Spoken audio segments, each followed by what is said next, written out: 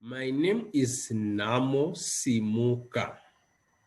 I'm an MCIPS who got this accreditation 2015. And since 2015, I've been in the tutoring field of CIPS until today. There's no day where I took a rest.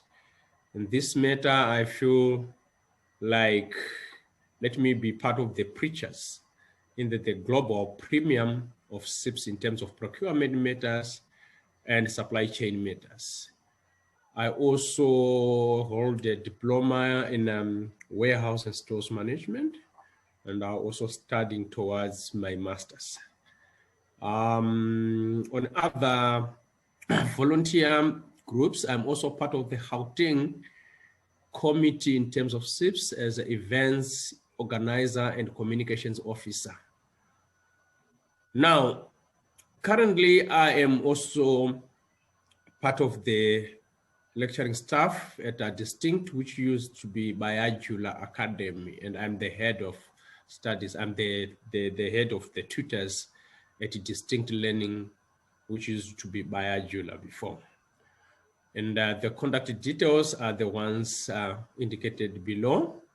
And my part of my study center manager, she is going to join us later today as we proceed with this session.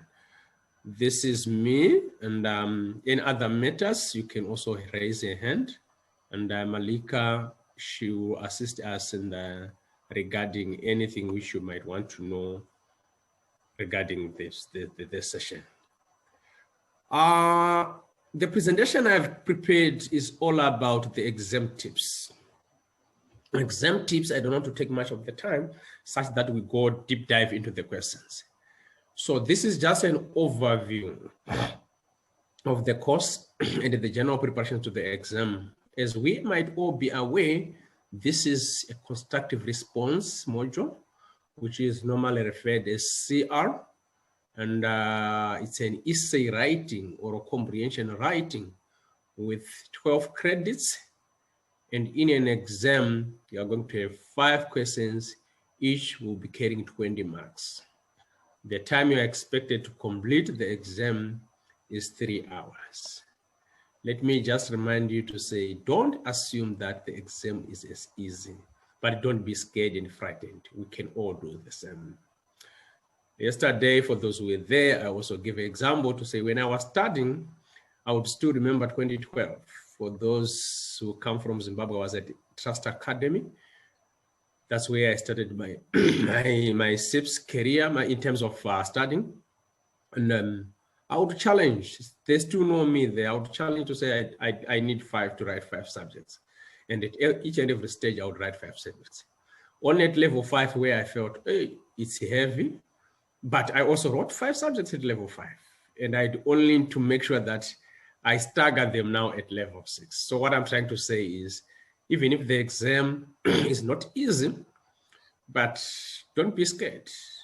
Let's give the challenge. Meet you at the top. Also, more people want to be MCIPS. I'm also fighting to be an FCIPS, because if you check the number of people who are MCIPS and FCIPS in Africa, we're just limited number. But let's just push for us to be there. So when you are reading, studying this pack, be familiar with the issues in the book. Be familiar with the definitions, be familiar with the scenarios, be familiar with the models or elements, be familiar with features, be familiar with the context, diagrams, any nature of issues, case studies, command words, linking words, aligning words, etc., etc., etc. And I gave an example of the Kraujik matrix. Basically, at your level, at level 4, the Kraujik matrix must be at your fingertips, because when you go in each and every book, this is one of the diagrams.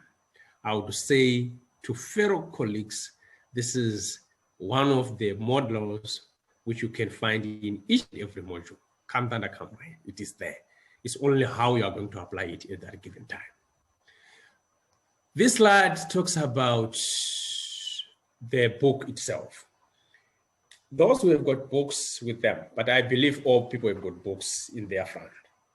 If you go on page Roman numeral 3, Roman numeral 3 to Roman numeral 4, I just want to show you something there on the contents.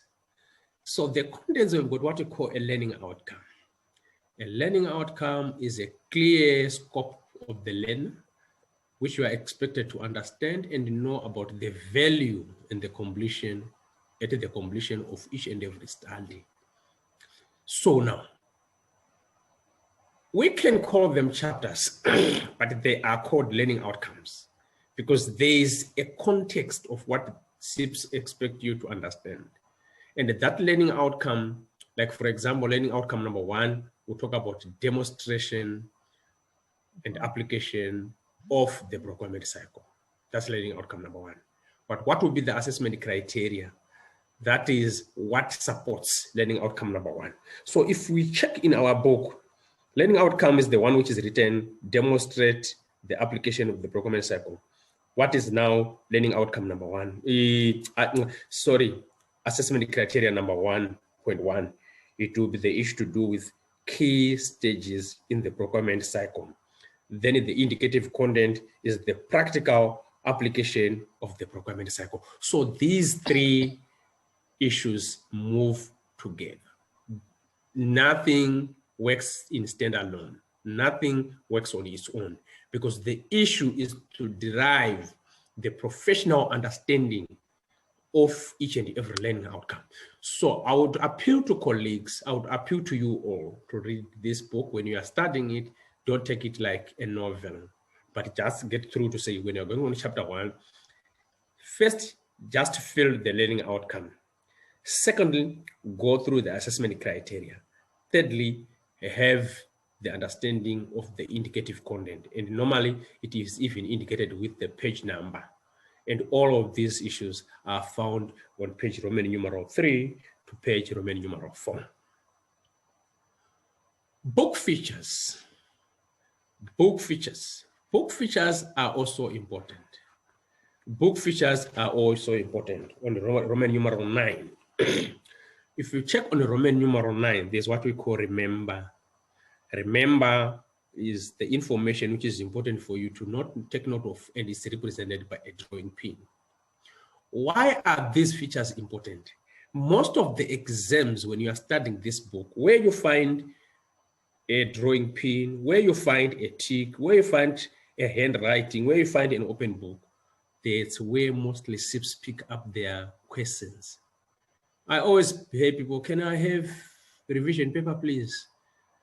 Fine, you can have a revision paper, but what I would encourage most students is most concentrate with especially what we call examiner's assessment report. Should you need to hear how the examiner expects you to answer.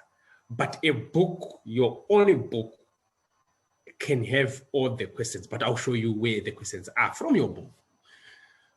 The second thing is to check. What do you check? There is a sign of a mark in a semicircle tick. What does it say? It says the revision questions can give you a chance to understand the context of this chapter. Then where it's written apply, it is an application to say what? These are tasks which can give you a chance to test your knowledge and understanding. And the symbol line there is a writing hand. Then there's a case study, which is like a global, and there's like a binocular person there trying to zoom the world. What is that?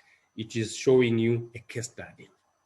Yesterday, I gave an example to say, I can still remember my case study, which I used to pass one of the modules, which was called Legal Aspects in the Procurement of Supply, which is like the procurement law. There was a story of a captain who was taking a ship from the Europe to Africa. Then along the way, the captain passed on. And the assistant to the captain had to take over throughout the journey alone until the ship had arrived in Africa safely. Now the second in command of the captain was now claiming to have 2 salaries from the ship owner. And the case was taken to court, and it was now asked, was there an offer which was an extension of what has been done by the second captain of the ship, or there was no offer? But what would the court say? So some of those case scenarios, they're just good for you to go through because they open up your mind.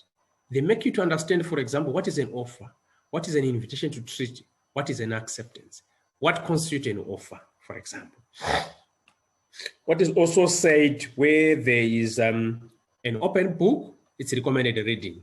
Then if you check on the link, then there's a web link there after an open book. That web link is very, very important. It can give you a direction to have more resources or to have more links in terms of other material to cement up your reading. Then from there, there's what we call identify. What do you need to identify is end of chapter assessment. And like I said, all of these are found on page Roman numeral 9. Glossary and index reference page are not to be ignored. They bring a lot of definitions. They can guide you where to guide most of the information, and they are well written for you to use. My next slide talks about techniques in writing exam. Effective time management is the first thing. Effective time management, that's the first thing. Be well sure that you use your 3 hours appropriately and be at the exam center 30 minutes before the exam, at least 30 minutes before the exam. If you arrive at the exam center rushing, you'll become frustrated in the process. But before I go deeper on that one, I know it's on the fingertips of everybody, but how do you structure an essay? How do you structure an essay? Remember, I say this is an essay writing exam. Let me give an example. Let me give any of the students who is listening to me a chance to ask me any question, which has got 20 marks. Then I will relate it in according to the way I want to explain that, which looks like a spider web that I've drawn there. Just one of you can ask me any question, which needs 20 marks. Then I want to give you a structure of how you do that. You can just unmute yourself and ask me any question of your own choice. Just a quick one.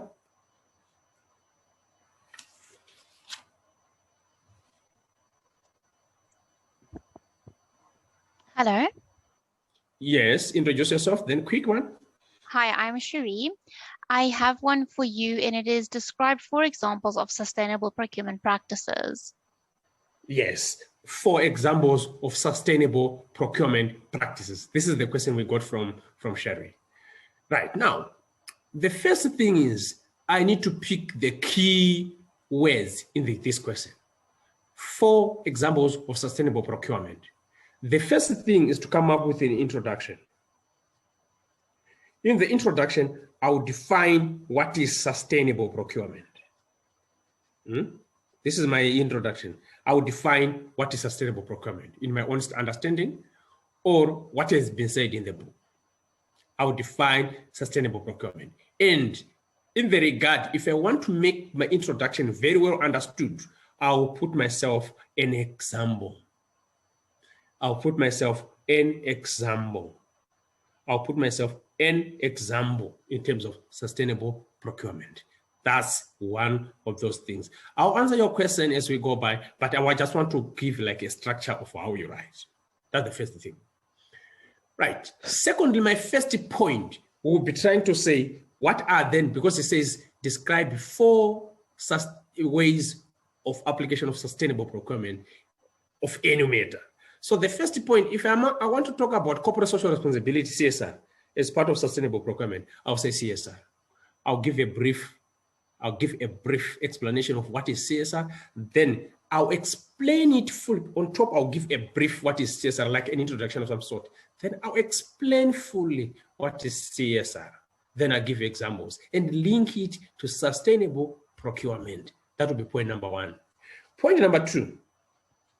If I'm going to talk about the issues to do with environmental consciousness, Let's, for example, I'll talk about environmental consciousness, the issues to do with that, but first I'll also give like a brief definition of what is environmental consciousness, then I give a follow-up explanation to that. Then the same on point number 3, the same to point number 4, because I'm asking about 4. I'll give them fully, support them, give examples in whatever way. Then lastly, I'll give a conclusion. What would be the context of my conclusion? I can even start by saying, however, albeit of, although these are the issues I've given in terms of sustainable procurement, they are not limited to any other matters regarding the regulation and the policies of any organizations. Or I can say, however, the issues to do with sustainable procurement might also hinder the issue of innovation, or they can also stifle the issue of innovation, because sometimes they are too stringent.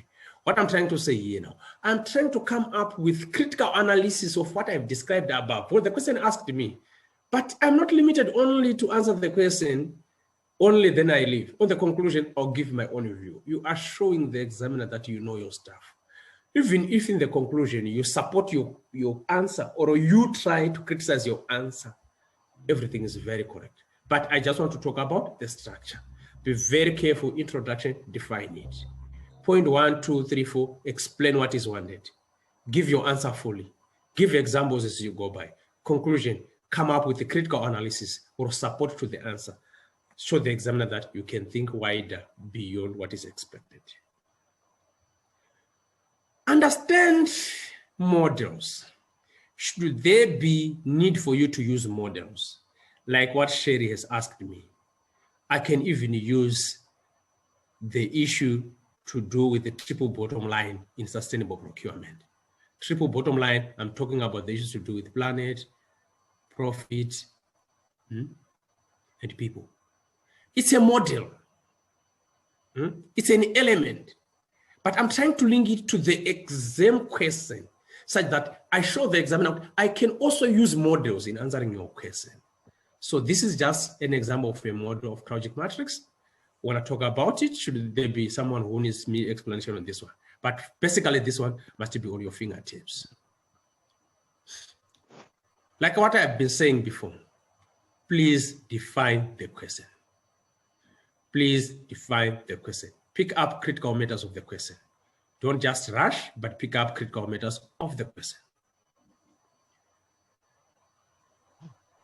Sometimes people say CIPS is dead. This is a phenomenon which we normally use, which I normally use, and other colleagues can also use the same. What do we mean by CIPS is dead? Let's say in any exam, put it in your mind to say, I must define first. After I've defined, be reminded to define. After I've defined, when you are answering the exam, the question, be very sure that you give your examples.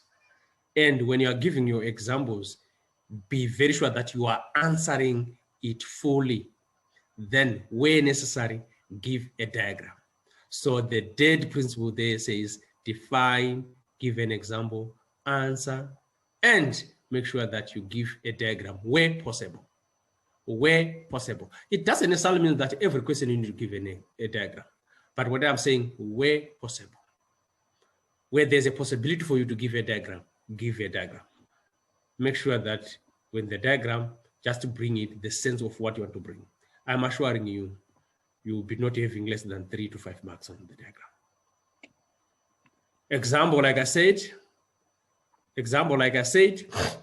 is very, very important.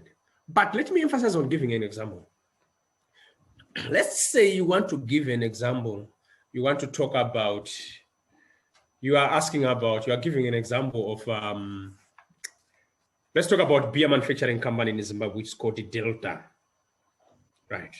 You want to talk about Delta, maybe you want to talk about sustainable procurement in relationship to Delta's corporate social responsibility matters in Zimbabwe, where they always talk about LITA. Yearly, they have to have like some events where they talk about environmental consciousness, disposal issues. You cannot just say Delta. Because Delta in America is another company which is manufacturing bombs. Right. Delta in other countries, it might be different. It might talk about the sea point where they talk about the water issues. But when you are giving an example, give an example and say, like, for example, in the Republic of Zimbabwe, where a beer manufacturing company by the name Delta carries out corporate social responsibility matters regarding disposal, that is driving the environmental consciousness and the environmental caring. You have given an example for yourself to say, in Zimbabwe, there's a company which calls Delta. It's not a crime to give reference of examples of companies in Africa, because that's what you know. But you cannot just say Delta, then you give it like that. They start to ask, okay, Delta in America, does it do that? Remember, a person who's also marking the exam is a human being who might not be in Africa before. My next slide is talking about command words. Command words are very, very important. Command words are very, very important, sorry. What do we mean by discuss? You must have an understanding to say when the question says discuss, it is saying give an explanation, but in the explanation, give like you are having a dialogue. And in the dialogue nature, give your own view. Define. It is speaking about you giving a definition which is fully. And for example, if your definition, you are doubting it in the way you have done it, give yourself an example. Identify. Identify is to give, to pinpoint, to say, identify for. Like Sherry said, identify, although she said describe, but it can say identify and describe. So if it says identify and describe, there's two things you must do. Is to identify first, what are the 4 areas of issues to do with sustainable procurement? What are they? You pick them, 4 of them, then you describe them. Then it can say examine. Examine and discuss are the same. They can mean the same. But hello, can you mute, please?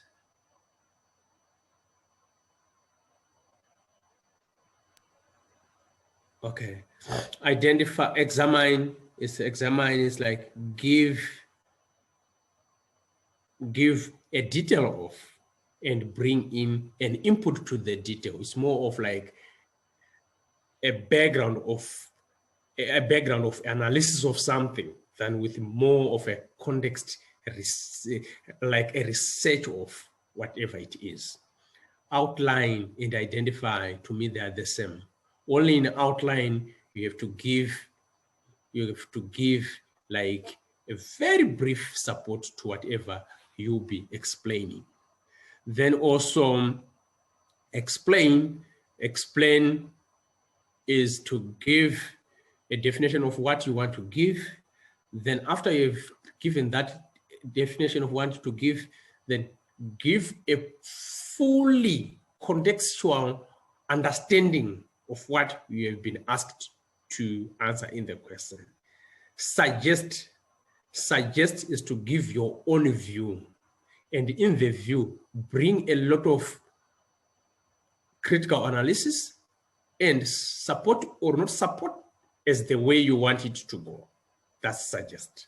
It can be, an example, to say suggest any method of sustainable procurement you might advise the supply chain management of any company you are familiar with. It's an open-ended question. You can give in support, you can give in support, but at the end of the day, you need to justify yourself. Justify can be more like discuss, but in the justification nature, you give what is required, and after you give what is required, give the reason why are you saying that. Describe and explain, they move as the same. Describe and explain, they need to be the same. Give a full account of and support with examples where necessary. Then my next slide talks about that baby, if you can see, is talking about a day before the exam, give yourself enough rest. Give yourself enough rest, give yourself enough sleep, avoid what you think might stress you, avoid a lot of disturbances. And should you not have enough rest, maybe you want to go for the exam, go earlier. If you feel like there's fatigue in you, give at least yourself 15 minutes a nap in the car, but set an alarm. But if you are not good in that, please don't attempt it because it might disturb your concentration. Be at the exam center at least 30 minutes before the exam. Don't panic, don't rush. Sometimes if you are in Africa like me, there's a lot of congestion on the way and you might get disturbed and get to the exam frustrated. Anxiousness is part of the exam fever. Anxiousness is part of the exam fever. A banana is one of those remedies. You can have 1 banana or 2 bananas before the exam if you're feeling anxious, and also it can assist you not to visit bathroom so much often. Always be reminded to carry a calculator. You might be asked to calculate acid test ratio. You might be asked to calculate things to do with EOQ, like those whom I were talking about yesterday in L4M8 module. It actually needs you to be well equipped up in calculating. Also have a pen. Even if maybe you are doing a computer exam, but you need to have your own planning. Your own planning might need you to have like, how are you going to answer this question? Because the way I normally use myself, I would ask the question. If I'm asking the question, I'll structure the way I want it to answer, then I proceed. Right, answers. Sam Kelisiwe. Right, so the way I want you to do is, or the way the exam is marked is, make sure that you try to bring yourself a very correct answer. Don't stress yourself, do your best, forget the rest. After the exam, please don't resort into post-mortem. Post-mortem is revising the exam with the others. How did you answer that question? How did you answer it? Otherwise, you tie yourself. After your death, then you find out that you had distinctions because someone gave his or her view in accordance to how he had answered it. No one's question is wrong. No one's question is correct unless the examiner has determined it. Thank you. This is where we are found as distinct, formerly as Bayajula. Here we are a family. I am just there to guide you. I am not a lecturer or a tutor as the way it is referred. I can only be a leading person during the studies of the book. Upon revision, we normally use a roster to appoint each other to say, who is leading the discussion on such a day? Who is leading the discussion on such a day? You would find out I'm also a student when someone is leading. Right. Let me show you something. Remember I said, now we are getting into the book, but I want to show you something. But before I show you something, is there anyone with a question? Anyone with a question, you can raise your hand or just unmute your mic and speak.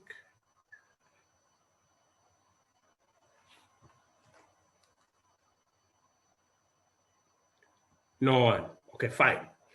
Now, let me show you something. Let's all go on chapter 1. That's page 1. Let's rush on chapter 1 on page 1. Someone who's just there, just unmute and speak or raise your hand. Just a quick one. I want to show you something. Let's go on page 1. Someone who's there.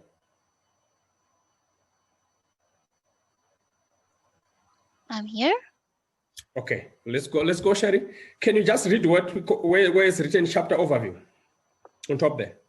Yeah, sure. Chapter 1. So it's apply the key stages of the procurement cycle to the practical procurement and supply environment. Then it reads, you will understand. Okay. Wait there. If you hear this, the learning outcome is demonstrating the application of the procurement cycle, right? And this one is at the assessment criteria. And the assessment criteria itself is a question on its own. Let's agree, Sherry, because you are the one who is participating more. Some colleagues, I know whether they are afraid. Let's agree on this one. Or if you want to criticize me, just criticize me. I'm very, very open person. But on its own, this assessment criteria is a question on its own. This is the reason why I say a book, this module is a very friendly person for you to revise with. So a question might come, says, apply the key stages of the procurement cycle to the practical procurement and supply environment. Full stop. What would be your answers? The answers are the ones which Sherry was about to read. And now when you go into the module or to the book itself, what has been written here is a context of the answer which will be expected in any given exam. Let me show you something as well. Let's go on page 3. Sherry, if you are there, or someone who is there. I'm still here. AZ. Can you read something which is written on AZ? Page 3. The far end where it's written AZ. Oh, yes. Performance specifications. Mm-hmm. Are you referring to that? Okay, so it says specifies what the product or service will do or achieve. This covers the outputs required, tolerances, and any functions that products or services may have to perform. It has explained you performance specification. Yes. It has given you a clear line of what is performance specification. I just want to show you something. Let's go on page 5, where there's a drawing pin.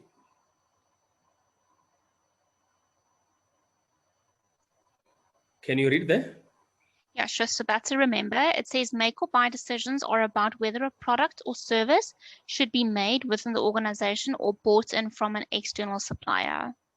It has given you a reminder to them. It can come an exam, like a small case study, then they say discuss.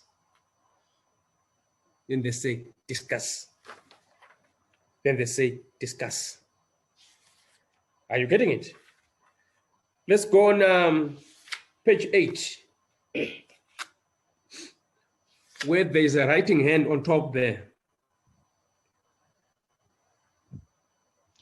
Yeah, so that one says conduct a steeple or SWOT analysis for an organization with which you are familiar.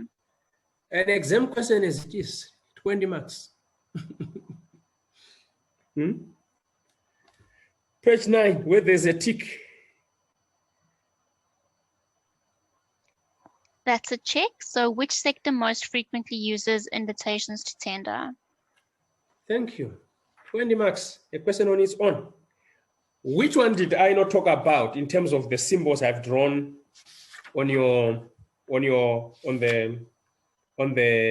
matters to do with exam tips I've done? Go on the writing pad on page 15. There is a writing hand.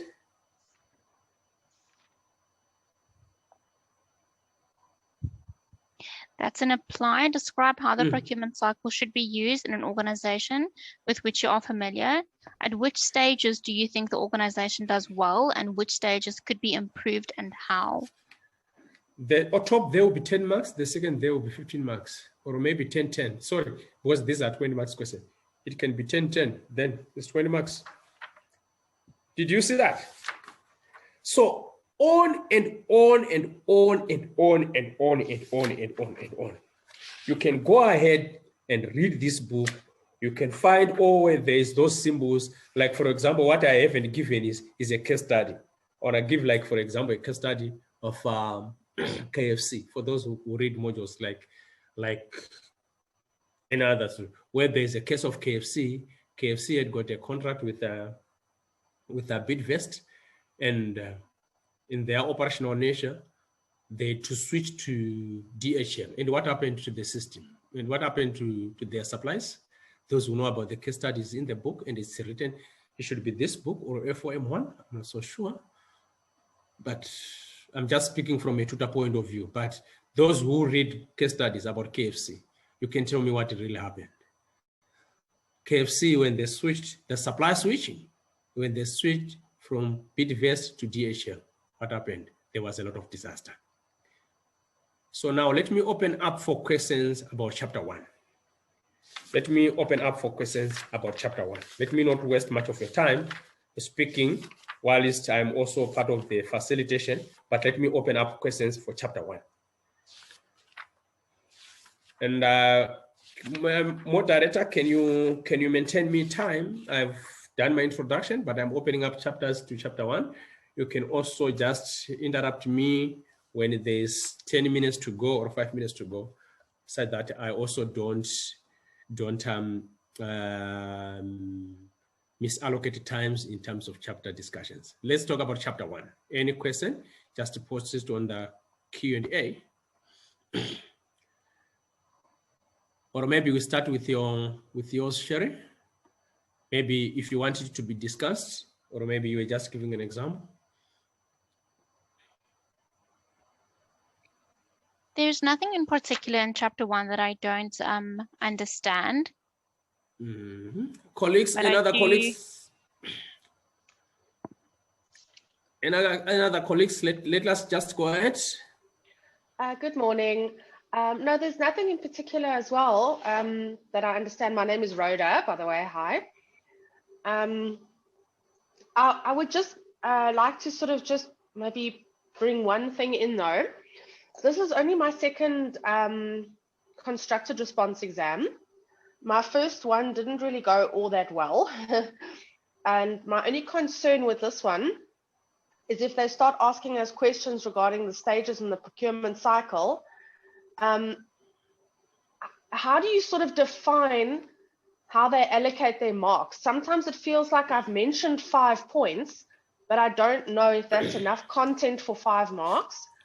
I think my problem with my last exam was I wrote too much on the earlier questions and not enough. I didn't give myself enough time for the later questions. So I suppose basically my point or my question is, how do I know how they do their mark allocations? Because the information that they can want is so varied. Okay. So let me respond to you this way. First, I know your question is based on the mark allocations in accordance to the question. But let me give you the way they ask you about the procurement cycle. There's many ways they can ask you about the procurement cycle. The first thing is you need to know the procurement cycle. But knowing procurement cycle is not cramming the 13 stages of the procurement cycle. It's knowing the procurement cycle well. Because if you want to cram all the 13 stages, I'm not so sure whether you are able to do that. Even if I'm a tutor for the 15 years, I don't even know all of them, 13 of them. But I really know the procurement processes as they go. So the first thing is they can ask you about the procurement cycle. They can ask you like, what is written on 1.1? Apply the key stages of the procurement cycle and this procurement environment. They can ask just general as it is. It is not asking you to pick the 13 stages for you to sweat with the 13 stages. It's for you to pick at most 5, maximum 5, or at least 4, minimum 4, but maximum 5, if there's no any specific number of the stages you have been asked to. Now, out of these stages, 5 or 4, please bring more context stuff at each and every stage. Let me give an example. Then I'll answer your question. If I'm asked about applying key stages of the procurement cycle in a procurement and supply environment, the first thing, I won't copy as it is written in the book, but I talk about need identification. That's the first thing. Need identification. In the need identification, what things I'll talk of? I'll define the business need. I'll talk about the specification drawing. I'll talk about the cross-functional involvement in the specifications. I'll give an example of the tender specification committee as an example in the public sector environment where it's mostly dominated. I'll talk about the issues to do with early supplier involvement. Why should I do early supplier involvement? It's all about value addition. Then I'll give you examples and support this. The second thing is I'll talk about market engagement. Market engagement is market testing, product profiling, finding the criticality of the product on the market, that's demand and supply scaling. I'll talk about market analysis, supplier that's pre-procure methods. Then I'll die. Then thirdly, I'll talk about supplier evaluation and negotiation, where I'll talk about the evaluation criteria in application. That's where you talk about consistencies. I'll talk about the face-to-face numeric. I'll talk about the financial institution of the organizations. That's its weighting system. Where I'll talk about asset ratio. Where I'll talk about issues to do with profit and loss and all those matters in assessment. Then from there, I'll talk about the issues to do with evaluation. I've talked about evaluation above, but I'll talk about the issues to do with award. That will be the next stage, and to close in with the issues to do with contract management. Now, if you see, I've tried to bring in according to my own understanding, not reading in the book, not picking it from the book. But the moment I want to take it in the book, it will take me a lot of time trying to cram how it has been written in the book. But now in the market allocation, if you are not asked to say how many stages do you need to apply, if you are going to have 4, just divide 20 divided by 4. Equal means that each and every stage you have mentioned has got 5 marks. Now support yourself with enough context and stuff to beef up the answer you have given it, to make sure that it can attract the examiner to give you 5 marks at each. If you fail to give it, let's say 4, but the least you are fighting for is like at least 3 marks at each. If we count 3 times 4 or 3 times 5, it equals to 12 or 15 out of 20. 12 or 15 out of 20 is very comfortable, though you are not in the range of distinction. So try to scale it up. But if it says 4 stages or 5 stages, that's you are very sure that each and every mark is carrying 4 marks or 5 marks. But if it's not indicated, try to make sure that you do your own analysis in terms of how the exam is questioned and find out it's 20 marks. So how you can use structure each and every question to attract either 4 marks or 5 marks. You can go ahead, Rhoda. You wanted to say something? I just wanted to ask, do they also take additional marks from your introduction and your conclusion? Or do they usually only look at the points that you've raised? Your introduction and conclusion, I would say a definition on its own, you get a mark, no matter what, because you are giving a view in terms of defining the context of what is being described, because it's a description on its own. It's a description on its own. And on the conclusion, it's a critical analysis. You are giving the impression. Of course, it might feel like, why should I give an impression yet I need a mark? But you are giving a further analysis of the question. And in the context of the examiner going through your exam sheet, you might find out that where you had got maybe 3 marks, 3 marks, 3 marks, 3 marks, assuming that you have given 3 marks, then you're given 3 marks, then you're given 3 marks, then you give a very critical analysis of your conclusion. You might get out to have an extra mark there. That extra mark might allocate you to have a 10 out of 20, yet you were even 9 out of 20. Anyone? I'm muting myself, but anyone who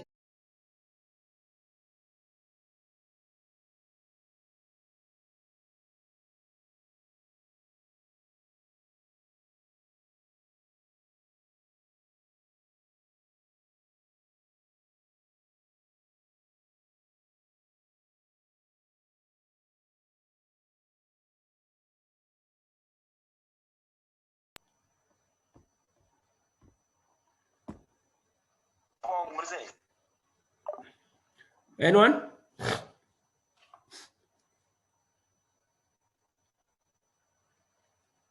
Anyone come in, please? Question chapter 1. I do have a question. It's not necessarily linked to chapter 1. It's just confirmation. So the end of chapter assessments, we can consider those as potential questions as well. Let's go on end of chapter. Sherry, that's a good observation. Let's go on end of chapter like chapter 1. Let's go on end of question like chapter 1. If you are there, so can you just tell me page what? The first one was identify 5 stages of the procurement cycle. So we have spoken about that. And thank you for clarifying. Guide me, is page what? 64. 64. Yeah. Okay, fine. The first stage says? Identify 5 stages of the procurement cycle. That's a question on its own. Yes. So what you need to do is to summarize the procurement cycle. After you've summarized the procurement cycle, each at every stage where you are summarizing, give the context to support the procurement cycle. All right. I'm just looking at the second question where it says define outsourcing and explain the advantages and disadvantages. So when you look at the content of the book, there is a short explanation of outsourcing, and then it only tables advantages and disadvantages. So if a question like that comes up, is it safe to assume that we can then elaborate on those advantages and disadvantages and possibly bring in some examples? Because if you're just going to define outsourcing and put the table in that answer, it's almost as though it's not enough context for a 20 mark for 20 marks. Sherry. Thank you, Sherry. Thank you for that observation. What happens with this question is the question is talking about outsourcing, but if you go into your book, there's little context or content explanation about outsourcing. Right, that's the first thing. The second thing is talking about advantages and disadvantages. Please let me discourage you to answer this question tabulated. Let me repeat. Let me try to discourage you to answer this question tabulated. The moment you want to answer this question tabulated, you are going to close a lot of chances for you to bring your understanding because you are concentrating one point against another point. Why do I say tabulated? Let's give an example. The question is asking you about outsourcing, the disadvantages and the advantages. What is outsourcing? Outsourcing is a process of looking for a non-critical or a non-core activity of the organization from a third party, which is an external service provider. The example of such services within most institutions is IT services, security services, cleaning services, payroll services. I've talked about the example in terms of definition and with the examples. Now, I'm getting now into the issues to do with explanation because it says define.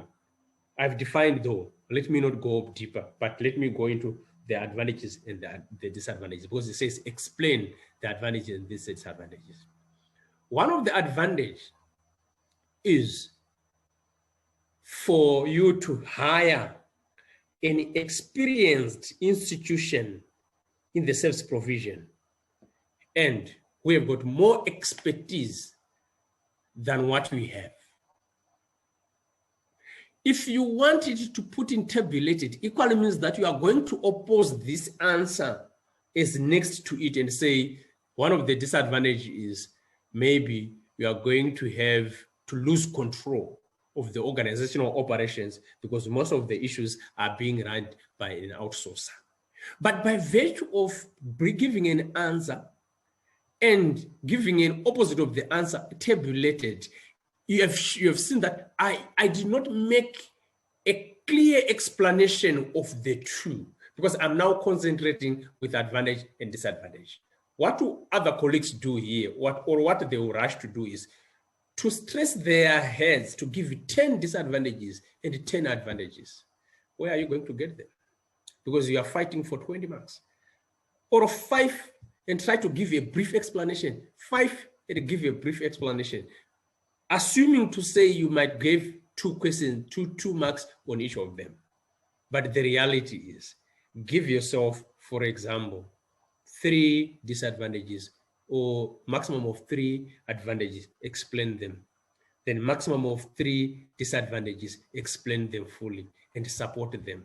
And with the conclusion, give your critical analysis. For example, when I'm talking about experience, I'm talking to say the institution has got the institution which is going to come will be having a reputable or similar projects they've run in such a nature. They have got a pool of expertise who are going to be deployed in carrying out the exercise, and they are going to give an adequate advice to the institution. Secondly, I'm talking about the issue to do with freeing time to give management and ourselves more time to focus on critical issues. What it means is you've outsourced non-critical, so it is giving you free time to focus on value addition to critical issues. How? Instead of focusing on security, you're focusing on the core job. And also, you have got more value addition activities on the critical elements of the institution. The third one, I'm talking about the issues to do with risk sharing. Risk sharing, if an outsourced organization is coming in security services, it has got its own insurance. It is going to guard both hardware issues or software issues of the institution, because sometimes it's not only maybe a security service. Sometimes we hire some institutions or third parties like Kaspersky coming in and working in the issues to do with antivirus issues with the institution. You are outsourcing those services because you don't have the capacity to insource those services. But what will be the disadvantage? The disadvantage number one is losing control. So there's a lot of confidentiality being lost in the process. Issue number two is sometimes it has got negative implications into HR issues. HR issues, I'm saying the job which must be done internally is being done externally. The other issue is sometimes it needs a lot of capital for you to run an outsourcing services. And mostly, if you look on those outsourcing services, the moment they leave, for you to get back to adopt to the other way of how operate those methods, it can be very, very risky. But the highest risk is the issue of confidentiality, especially nowadays, and loss of control. So if you check on this, don't put them tabulated, because the moment you put your answer tabulated, you're going to close a lot of room for you to explain further. So for example, if you want to start with advantages, give 3 advantages. If you want to go with the disadvantages, give at least 3 disadvantages. Why am I saying so? Because there's no an even number you can give and make rest sure that you're going to have 20 marks, because it says advantages and disadvantages. You'll be rest assured that we are going to have your marks. Even 2 at each can be also okay. But at least let's give 3, our level best. Thank you. Another question?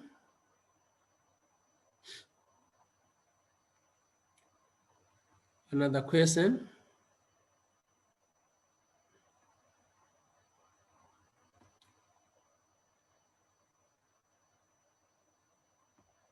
Participants, another question? Good morning, Mr. Simuka, and good morning to all the participants. I don't see any hands or question. Maybe we can move to the next session. Okay, Sefa, thank you very much. So, colleagues, I was just assuming that this is a revision question. By virtue of people not having question, I'm starting to think people were just expecting to have like a lecture of some sort, but this is just a revision question. I'm really sorry. I thought people are prepared with questions here. Like yesterday, it was a pool of questions and it was just something entertaining. Can we just look on any possible question of any nature you want to ask? It's not all about a question to say, how do I answer this question? It can be also a question to say, explain to me about Kraujik matrix, or explain to me about supplier relationship, a supplier perception matrix. Explain to us about a relationship spectrum mirror or a relationship spectrum. It's one of those questions maybe you might not be able to answer. It's not about driving the question of saying, how do I answer this question? It can also be a question to say, explain to us this model and how it works. It might help you in future, or it might help you in any given examination.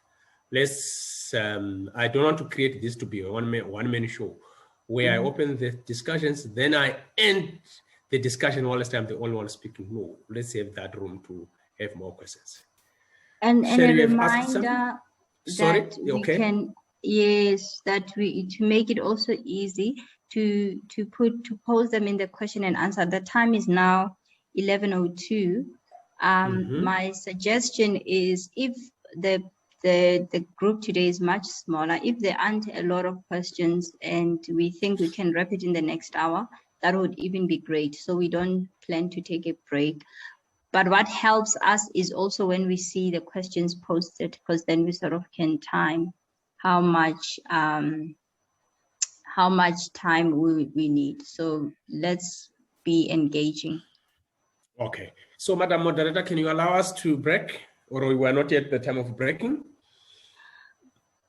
There's a question, maybe just take the question and then let's see. From I'm just asking that maybe if the people can post, it gives us a sense of how much interest also is in the revision. So perhaps, yeah. Jack says, I'm not so sure how to answer the advantages and disadvantages. Can you unmute and speak where the confusion is?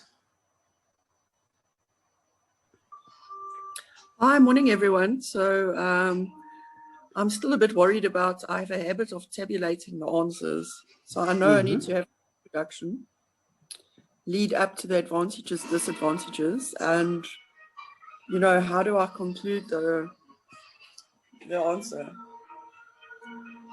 Okay, what I'm trying to say here is, I'm not saying you mustn't tabulate, but I'm saying I'm discouraging tabulating. Did you get me here, Jack? Yes. Why am I discouraging tabulating?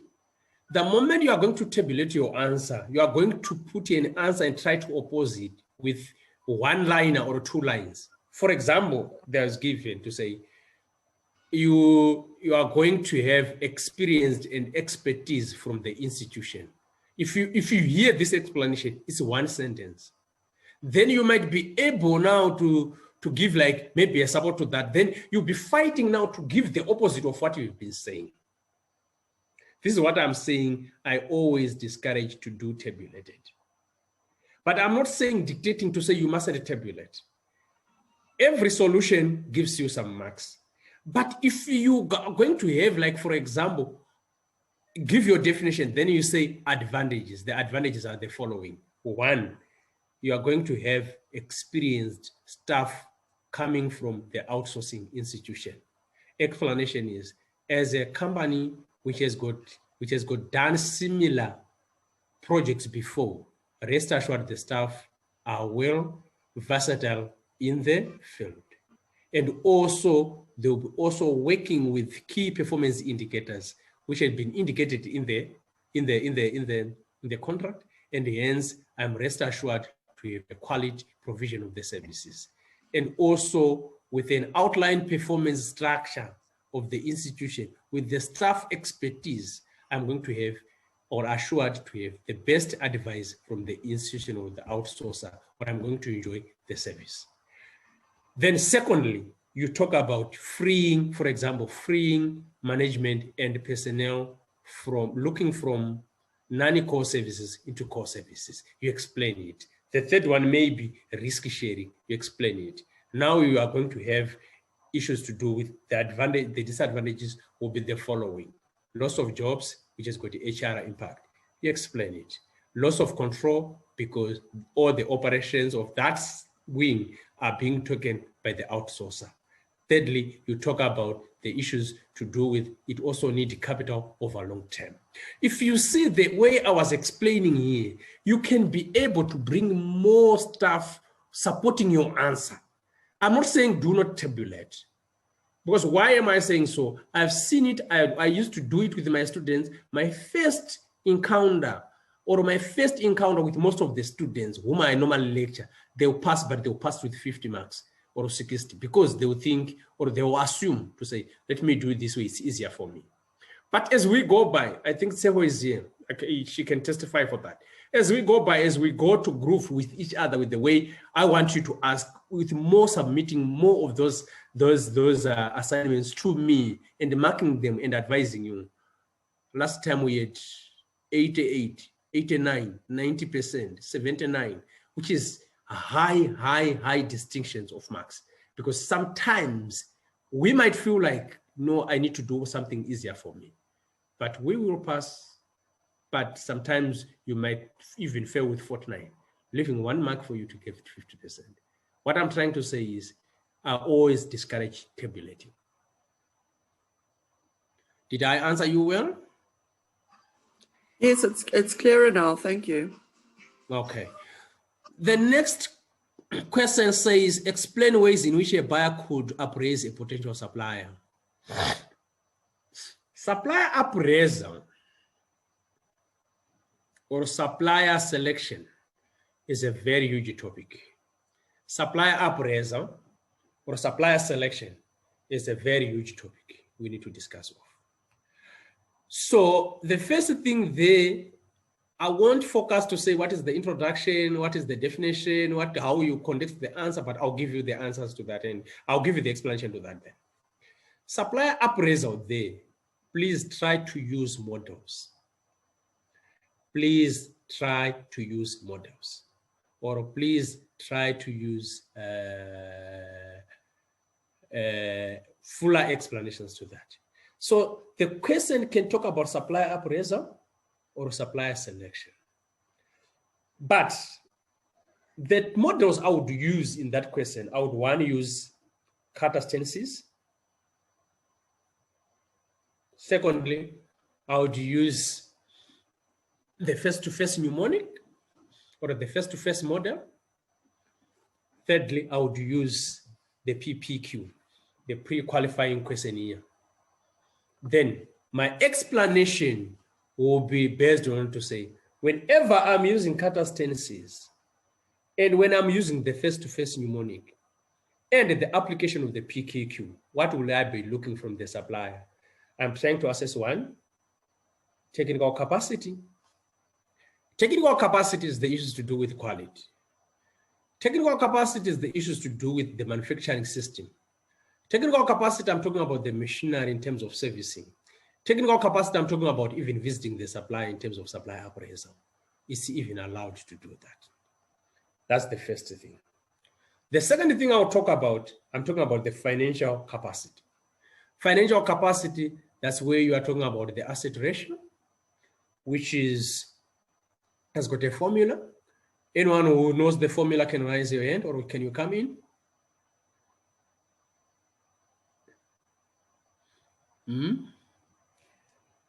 The formula for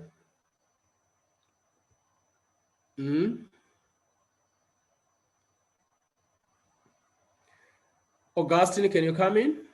You are the one who asked the question. The formula for ratios.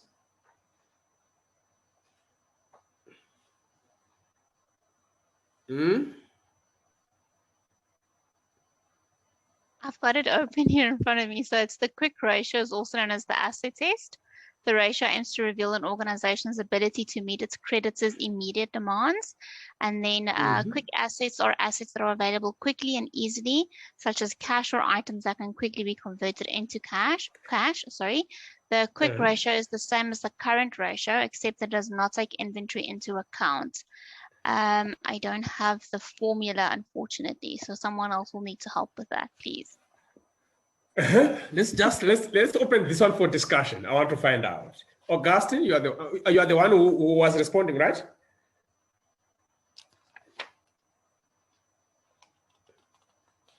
Hello, Augustine, are you there? Or you asked the question, then you disappeared? I am here. Yeah, I cannot remember. I cannot remember the formula right now, except I have to go back to my study material. Colleagues who are going for exam. I would imagine we are going for exam. Okay, the formula, we want to talk about 3 formulas there, or 4 formulas there. The first formula is talking about current assets, which is going to be current assets over current liabilities, right? It's current assets over current liabilities. And the answer which will be there, at least the answer you might get is encouraged to be at least 2 and above. Anything which is 2 and above is ideal for you to do with the supplier. anything which is less than that, it's risky for you to deal with the supplier. You are talking about the financial analysis of the supplier. Then the second ratio there will be quick asset ratio, which is going to be current assets, less stock over current liabilities. And the most encouraged answer there will be above 1. And anything below 1 is going to be risky for you. But why do we take stock? It's because stock is something with which even if the organization have, it cannot be easily turned into money, or it cannot be turned into liquid. The issue there is stock, because it's obsolescence, stock can get redundant, stock can be stolen, stock can be bent, and stock can be not easily turned into that. The third issue they want to talk about is gearing. Gearing is a medium-term to long-term ratio, where you are going to talk about issues to do with your net worth versus your liabilities. Your net worth versus liabilities. And the most favorable ratio there is in percentage though, it's not a ratio there. It will be 50% and above. Why 50% above? It equally means that your net worth is superseding your liabilities. It's 50% and below, sorry. Because what will be the issue there is we are trying to say your net worth can supersede your liabilities. And you would find out that most of these ratios, they are encouraged for you. Sometimes they might come up with a calculation of some sort. Now, what is the other issue you need also to be very careful of in explanation is the issue to do with formulas to do with profitability. Profitability, how do you get gross profit? And also how do you get net profit? You need also to be very careful of that. Then that will be financial issues to discuss. Then the third issue I'm going to talk about is the issue to do with HR capacity. That's a human resource capacity. I'll talk about the structure. I'll talk about the composition of the owners of the institution where possible. I'll talk about also the skills. Remember, we are no longer talking about human resource only, but now we are no longer talking about human capital. It's now driven to be human capital or human development capital, because now qualifications of the institution are even an asset to the institution itself. Then lastly, I'll talk about the environmental consciousness of the organizations. How do they dispose? How do they manage the environment? What is their policy in terms of corporate social responsibility? I have talked about issues to do with the supplier appraisal, but driven from catastensis, driven from face-to-face mnemonic, driven from PQQ. So what I've explained is technical, financial, HR, environmental issues are the issues I'll be looking from the catastensis point of view, from the face-to-face mnemonic, from the PQQ pre-qualification criteria. I'll make it to that supplier. That will be the potential supplier appraisal process. Anonymous, are you the anonymous like the one who was yesterday? Anonymous, can we talk? No, I'm not. Can you please try to sort out that we also know you other than being anonymous?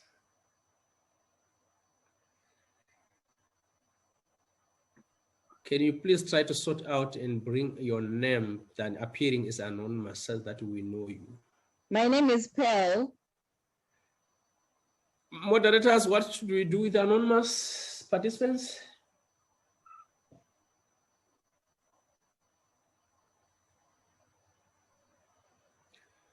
Moderators, are you there? Okay, I can't see the unknown. Can you just unmute the person who posted the question and just possibly speak? We see you as well.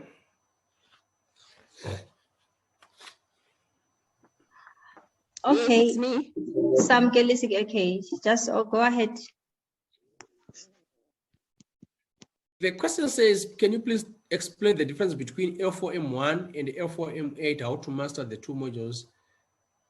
Are they more or less the same? That's a huge question though. Right. Tell me about the title of L4M1. Anonymous? Yes, come again with the question. Tell me about the title of L4M1. What does the title of L4M1 say? The scope and influence of procurement and supply. Thank you, scope and influence. That's what I want to own. And L4M8? Procurement and supply in practice. Practice. I want to pick the word practice. So the scope and influence of procurement and supply, it is giving you the basis of the objective driven by procurement and supply. That's the scope. It's the basis and objective driven by procurement and supply. Then practice, it's more of a practical application of procurement and supply. So now, how do these books cascade?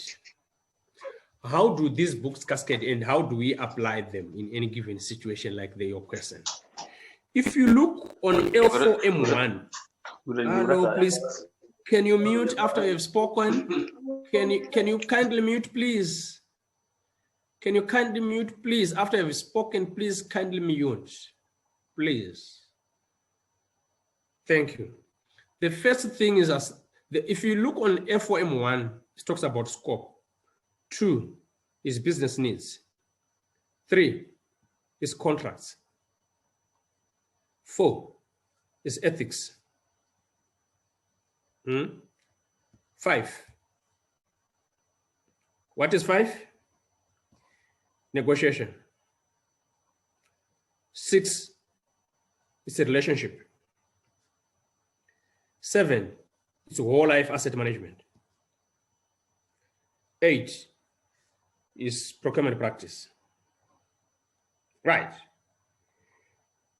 If you look on the way they've been structured from 1 to 8, it's a series of the procurement process on its own. It's a series of the procurement process on its own. 1, we're saying what is the scope we need to drive. Secondly, is how then do we drive the scope to create a business case? Thirdly, if we drive the business case, what is the first thing to look is the contracts and contractual terms. Thirdly, when we are sourcing, what should we do? We must be very careful for ethics. Fourthly, while we are also be very careful for ethics, what is the most important component is for us to negotiate for the best value. After we've negotiated for the best value and achieve your contract, what do we need to do? We need to maintain relationships. After we maintain relationships through the award, what do we need to do? We need to manage the asset value. Then thirdly, we must put everything in practice. So the 7 of them, they are value streams pouring to the 8th one.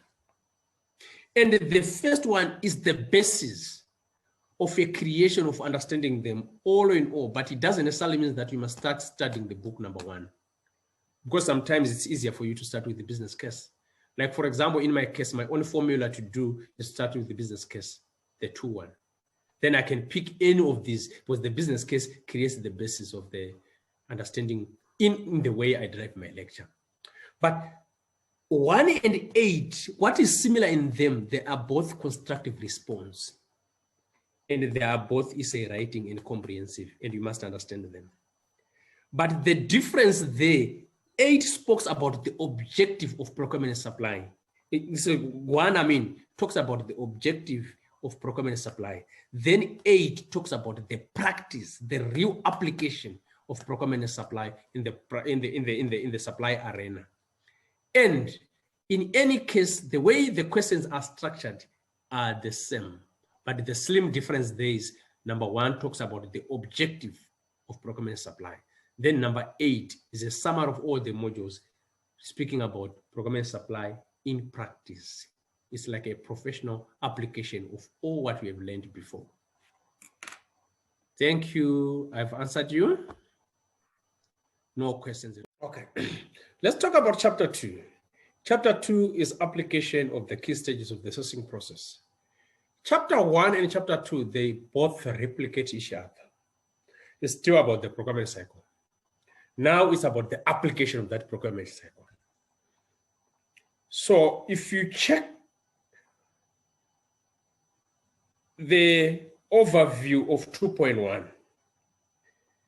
it's talking about the application of key stages of the sourcing process in a practical situation and in an environment. If you check 1.1, it's talking about key stages of the procurement cycle in practical application in supply, in a procurement supply environment. That's the same thing. So now, the first one is just an introduction in understanding the procurement cycle. But 2.1 now on chapter 2 is now the application, the practical application of that. So you need to understand the stages in terms of when you are drafting the tender regulations like contractual terms, what is an ITT, what is an offer, what is an acceptance, how do the stages of a legal binding documents are formed, what are implied terms, what are express terms, what are standard terms, well, how do we, what is guarantee, what is a warranty, what is a retention clause, breaches, and all those things, and how do they form out. So now, without wasting much of your time, the same indicators I was showing you, where there is a handwriting, where there is a drawing pin, where there's a mark, that's where the same issues would also come in. The issues to do with financial analysis, the structure of the organizations, the ethical policy of organization, sustainability matters, all those issues will also apply on chapter 2, but it's now about the practical application of the procurement cycle in the real procurement issues. That's chapter 2. And you would find out that in any given nature, question 1 and question 2, they can be identical, or they can move in line, or they can complement, or they got an alignment of some sort in according to how they move. But without much taking of your time, let me give the floor to the issues to do with chapter 2. Where do you think you need me to explain for you in terms of chapter 2? And where do you think the question, when it comes on certain given subtopic of chapter 2, can be a challenge for you to answer? The floor to everyone.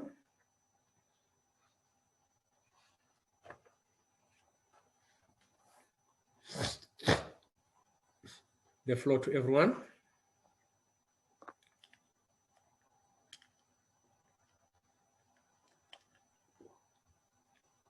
Hello. Sherry, go ahead. I have a question around contract breach. So you get 3 types of contract breach, and then you also get ways in which you can terminate a contract. So how do can those 2 questions kind of be linked together? Because obviously once you have a breach, the contract will be terminated. So I just want to understand, get the difference between those 2. Understand the difference between the 2. Can you just try to type it so that also colleagues who did not get you well, they will be also just type it, just a bit of the issues you want them to be addressed. Also, I want to make colleagues also be aware of what we want to address. Thank you. While she's also typing, can someone come in as well?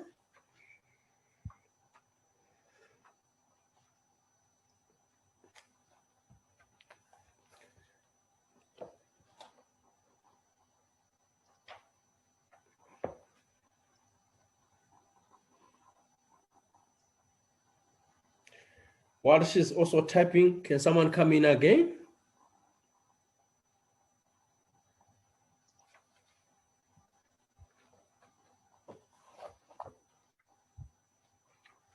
There's a question in the QA. Okay, this is Cherry. The question says,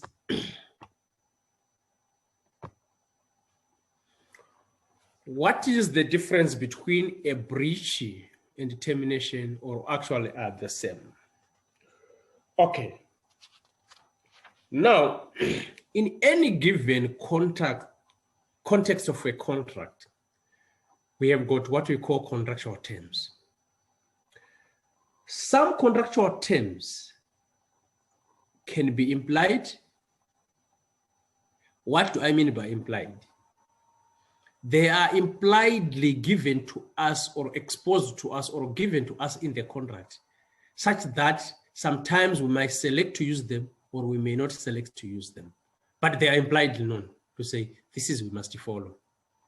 What is the example of implied contract, of implied term of a contract? If you go to the Unfair Contract Act of 1979, it talks about the title. I am not going to sell share the car which does not belong to me. That's the title on its own. And that is impliedly known. Are you getting it? If we are discussing in terms of the quality of the vehicle, we are going to agree what type of quality do you expect in the vehicle. Quality meaning to say, does it fill the given purpose? That's quality. Now, some of these implied known terms, they can be model driven. What do I mean by model driven? CIPS has got its own terms and conditions with which as students and practitioners, we need to fill into the terms and conditions of CIPS driven by their ethical policy. That's impliedly known. I must maintain my professionality. I must bring integrity in every way I do. But the contract between me and Sherry, in terms of her coming in to distinct as a student, we can create what we call express terms. Now I want to differentiate implied terms and contract and the express terms. Express terms are terms which are specifically written by ourselves between me and Sherry in conduct of between us as a student falling within distinct. And the third one can be innominate terms. What are innominate terms? These are terms which are neither implied or neither expressed or standard, but we can aggregate them to say, where do they follow? Especially when there's a breach, and we normally classify them according to the severity of that breach when it happens. Now, out of these terms, we can say now, which ones are conditions? Which ones are warranties? Conditions, these are root terms, which we can say, one, when Mr. S is lecturing, he must be punctual to the lecture. It's a condition. When Mr. S is not available, there must be a communication 1 week before. That's a condition. But there are some other warranty terms which cannot be well stated, but they are just there. One, I can also attend to you even when I'm not conducting a lecture. It's a warranty, but it doesn't necessarily mean that if I don't attend to you when even I'm not attending a lecture, it probably means that my contract is going to be fired. But the moment I don't communicate with you, my absence equally means that I'm breaching the contract. Now, let me come on to the terms and the methods in terms of breach. So a breach is a method of a termination. A breach is a method of termination. A breach, sometimes it can be anticipatory. A breach, sometimes it cannot be anticipatory, but it happens while someone is not even anticipated. And how does an anticipatory breach happen? I can sign a contract today and say I'm going to deliver the items tomorrow, but tomorrow knowingly that's a Sunday and your offices are be closed. And I'll be hiding to say I could not deliver because it was a Sunday. That is an anticipatory breach. At the outset of writing that contract, you really see that this is not going to happen, but you can tolerate that. and give room for remedy. Now, a contract can be terminated in different ways. The first method of terminating a contract is a breach. A breach can happen either anticipated or not anticipated, either willing or not willing, but a breach is just a breach. How do I address a breach as a remedy? Sometimes you pay fine, sometimes you don't pay fine, sometimes the contract becomes repudiated, or sometimes the contract do not get repudiated, but someone can not fine as such, but let's say you can pay what we call liquidated damages. Let me not use the word fine, and it's not good for me to use at this juncture. You pay what we call liquidated damages. Or if they are not specified, they become unliquidated damages because they can be determined by an arbitrator or by the court of law. So a breach is one of the methods with which you can terminate a contract. Secondly, you can also terminate a contract by performance. Secondly, you can also terminate a contract by performance. Performance, it can be partial performance or it can be full performance. Full performance, you've done the contract, then you are paid. Partial performance, you've done half the work, then you are paid. Quantum merit to say equivalent of what you have done. A contract can be also terminated through frustration. A contract can be also terminated through frustration. What is frustration? Frustration is a method with which we have seen that the contract can no longer proceed from here. It's beyond force majeure. It's beyond that, it's beyond force majeure. Like for example, if we hear about the issues to do with construction sector in the Republic of South Africa, some of the construction sites there, they've got a lot of construction mafias. They might come today and kill maybe 1 or 2 employees in any case. I'm not saying this is what happens though, I'm really sorry for that. But we're saying if it happens, this is beyond force majeure and becomes frustration, the contract can be terminated. And also a contract can be also terminated through recession. Recession, we are saying there might be a misrepresentation by the other party and the contract can be terminated. But what can be the difference between breach and termination? I'm just saying termination is the broader term with which breach comes under termination. But breach is also a method of terminating a contract. And out of terminating a contract, there are a lot of methods with which a contract can be terminated. And also a contract can be terminated through an agreement. What do I mean by an agreement? I'm like saying both of the parties that agree to say, beyond this nature, we'll find out the contract is very difficult for us to fulfill. Let's just terminate. You can also agree to terminate that contract. But however, breach has got remedies. However, breach has got remedies. What are the remedies to breach? Or what are the solutions to breach in any case? One, a person can be forced to pay liquidated damages after a breach has happened. But a breach can be also accounted for in terms of to say what KPI or what service level agreement has been breached. Is it a condition or a warrant?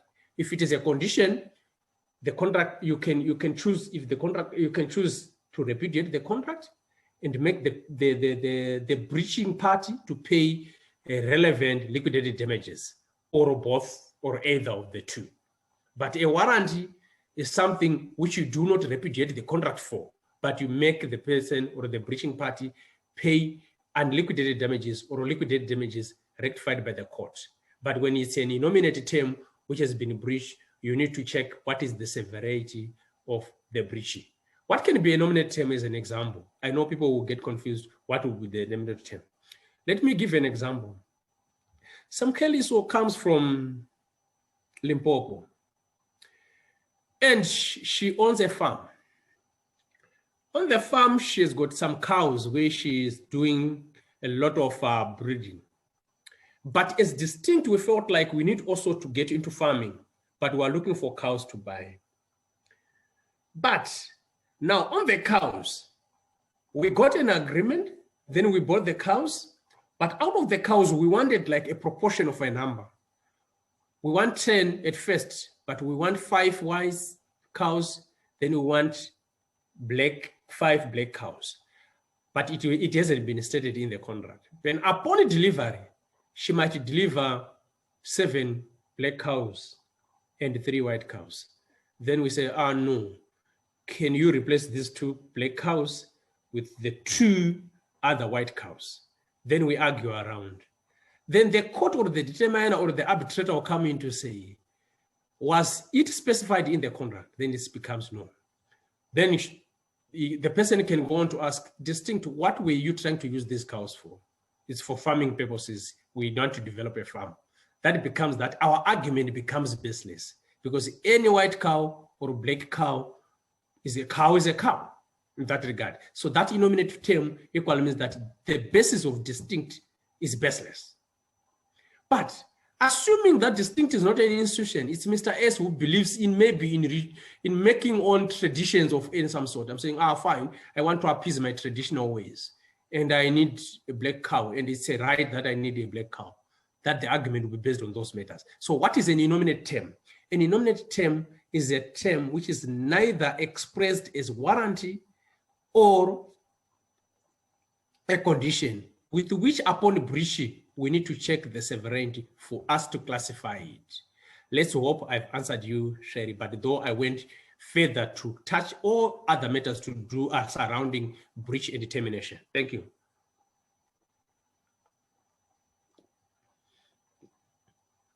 Another question?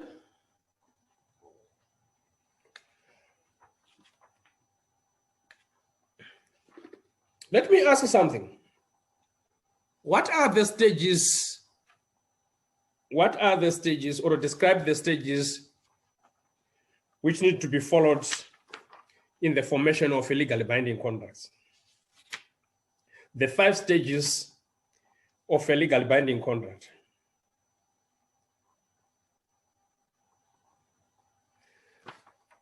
The 5 stages of a legally binding contract.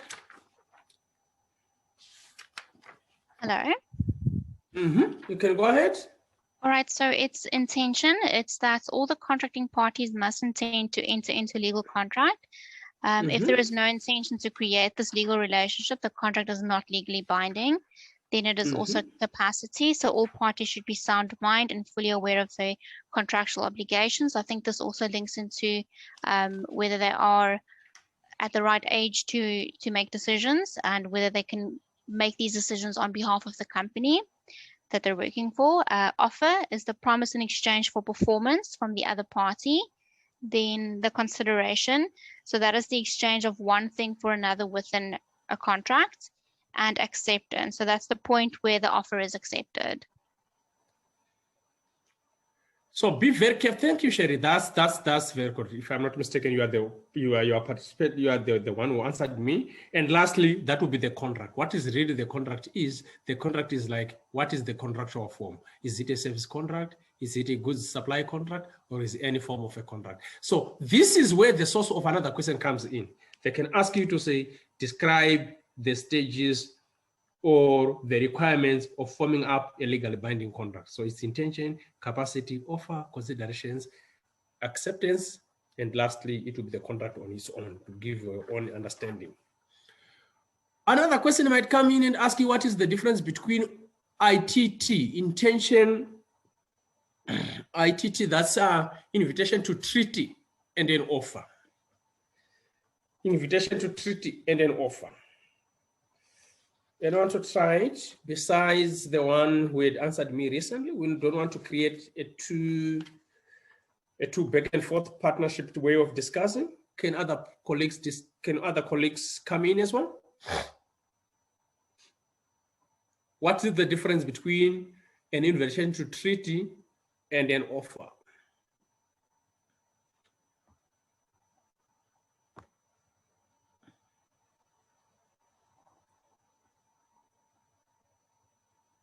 People are passing questions to the panel, to the chat panel. Let's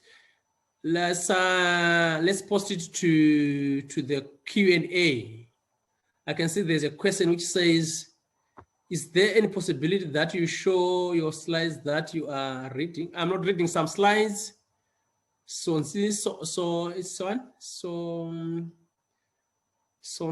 I'm not reading any slides.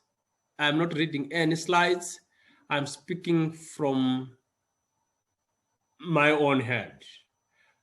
Because the reason why I did not prepare slides for this, because it's a question session where I was expecting colleagues from your side ask me questions, which can be of a challenge in an exam, then I answer you. I'm not using any slide.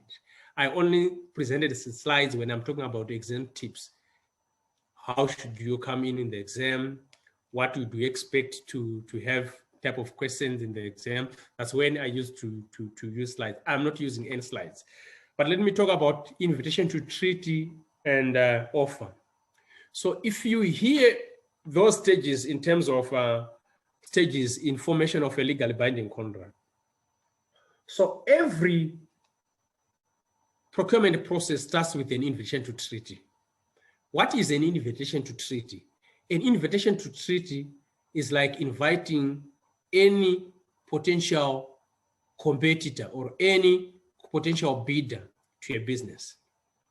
So then, an ITT of an example, it can be an advert in a newspaper. An ITT, for example, it can be a display on a window shop.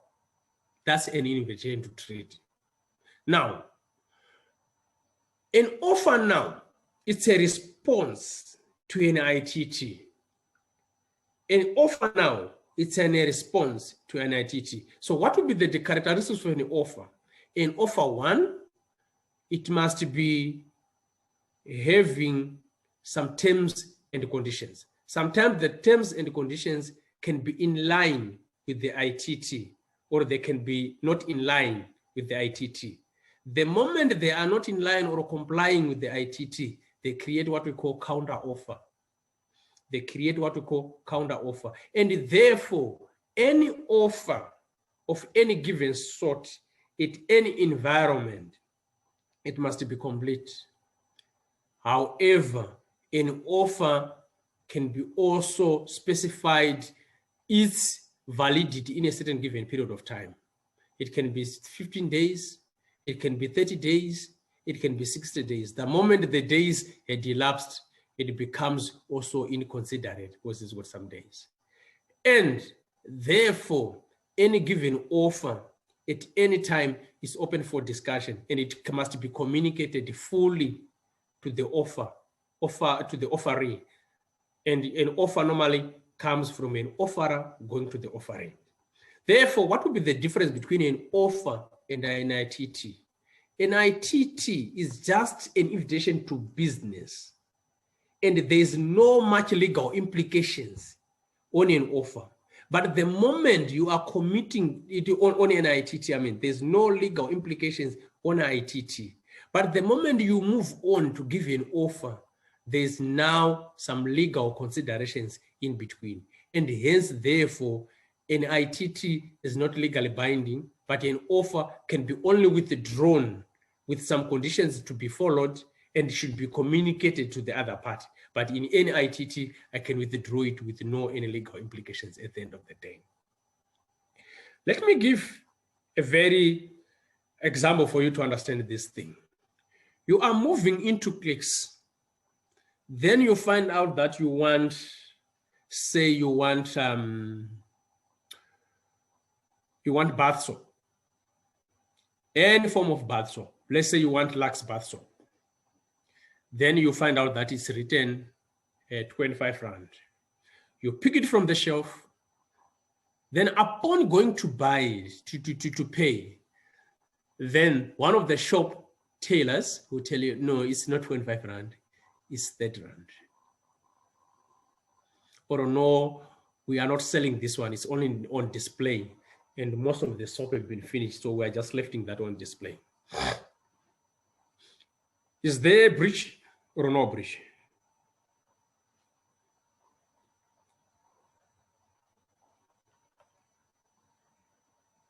Is there a breach or no breach?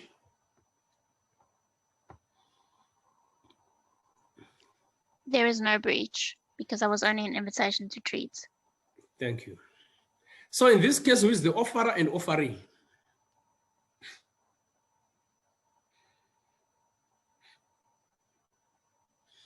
Are you the offerer and the clicks becomes the offeree?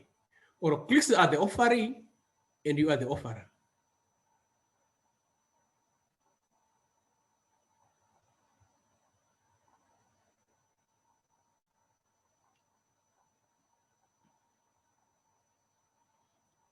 So equal means in this sense, when you go there and you are trying to pay for the soap, you are the offerer. You are the one who's saying, I have got my 25 rand, I want to pay for this thing. Can you accept me? And the offeree, it is up to him to say yes or no. So it becomes like a vice versa business transaction. Because if you go even on the window shop, then you see a jersey is going for 300 rands. The moment you are going to pick it from the shelf and you want to buy, you become the offerer.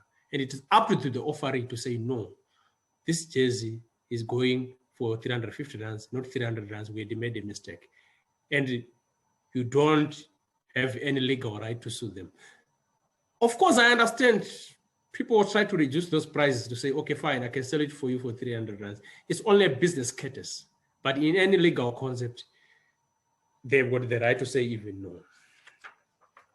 That's the other issue. Any question? Why am I trying to pose these questions? I'm trying because I'm finding out the group is totally silent.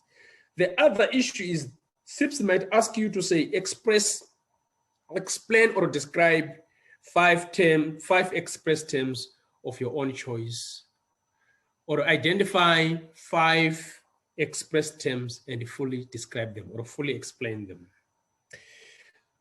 So express terms, these are terms with which you and me can expressingly or willingly write them or include them in the contract.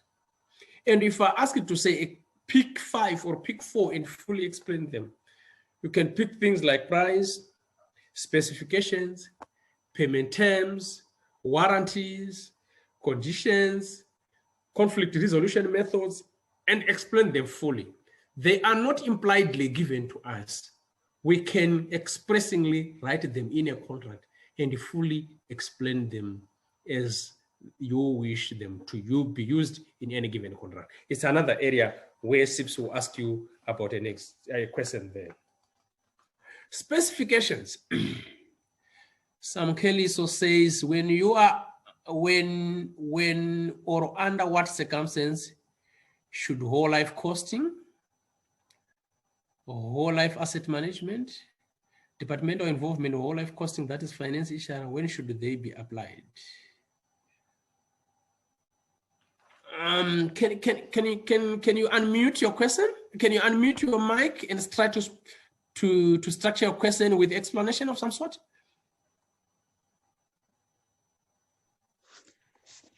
The whole life costing is on chapter 2.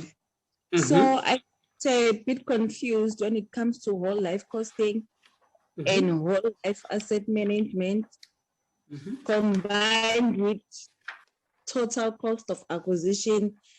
The whole thing, I get so confused at some stage. And then there's departmental involvement in the whole life asset management.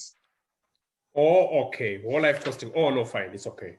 No. So what happens with the whole life costing is an assessment of a cost element or a cost model, which can be applied when we are acquiring an asset.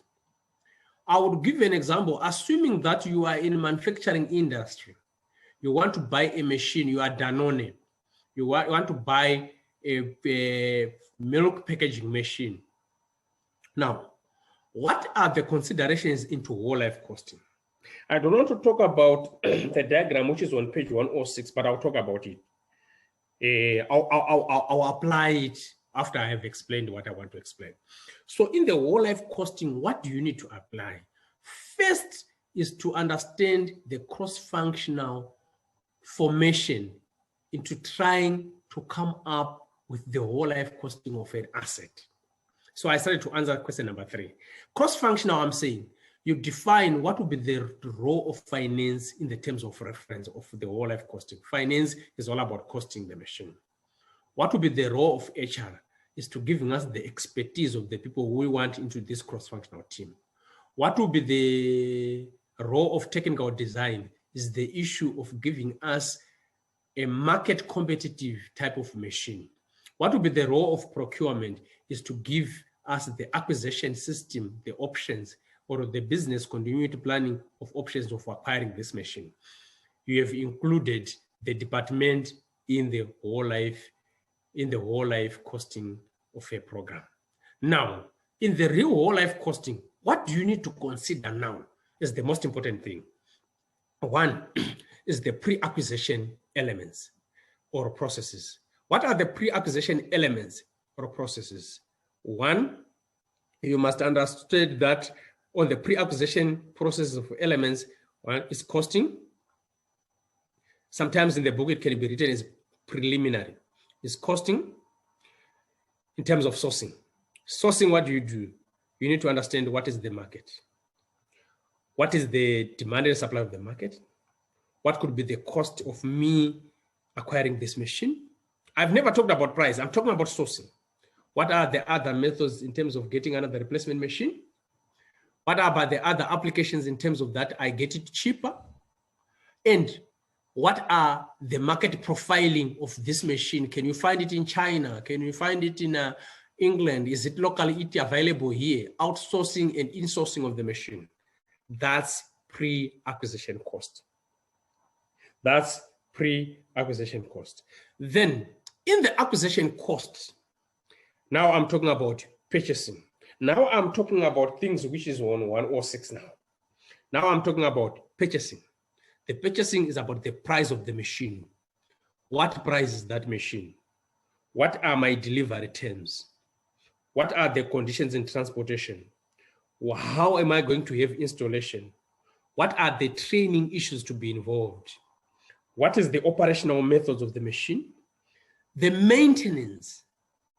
There is proactive maintenance and reactive maintenance. When I'm saying proactive maintenance, I'm talking to do with issues like scheduled servicing versus repair.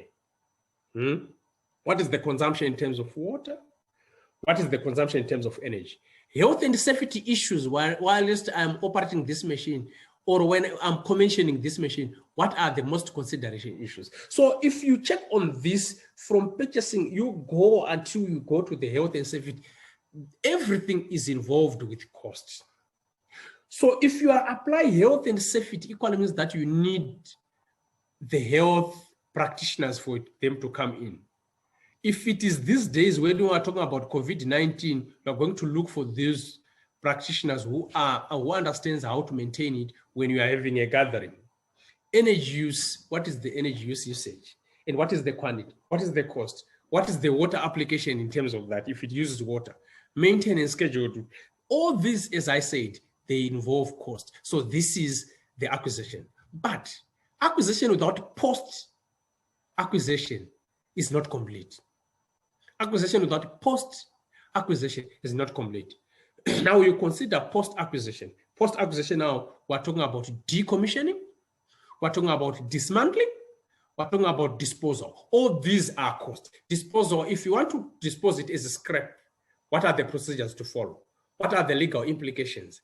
How I'm going to dispose it? If I'm disposing it through auction, what are the considerations? What are the cost elements? So if you look on these things holistically from cradle to grave, from upstream to downstream, they've got some elements of cost. So it becomes a cost model of some sort because each and every stage is involved with cost. So in application of asset management, all this must be applied until the machine had been decommissioned, dismantled, and disposed. Disposed, you can auction it, you can even donate it to social issues, you can do it corporate social responsibility, or it's not allowed. Some would even encourage you to say the disposal companies like Interwaste, they are there for you. Drizzt, like in the Republic of South Africa, they are there for you.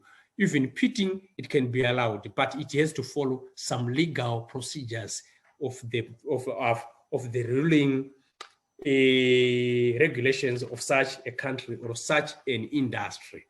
That's whole life costing of an asset. Involve each and every cost throughout until the machine has been disposed. If you don't put an application of disposal, it's not a whole life asset costing. Did I answer you? Yes, thank you. Thank you. So another question can talk about sources of value addition. Another question can talk about sources of value addition. Another question can talk about sources of value addition. You can come in and say, explain sources of value addition. Madam Moderator, when maybe I'm overlapping beyond my time allocation in chapter 2, just remind me. Mr. Smuka, I suggest that because there are no other questions, let's move on. We only have 7 participants left.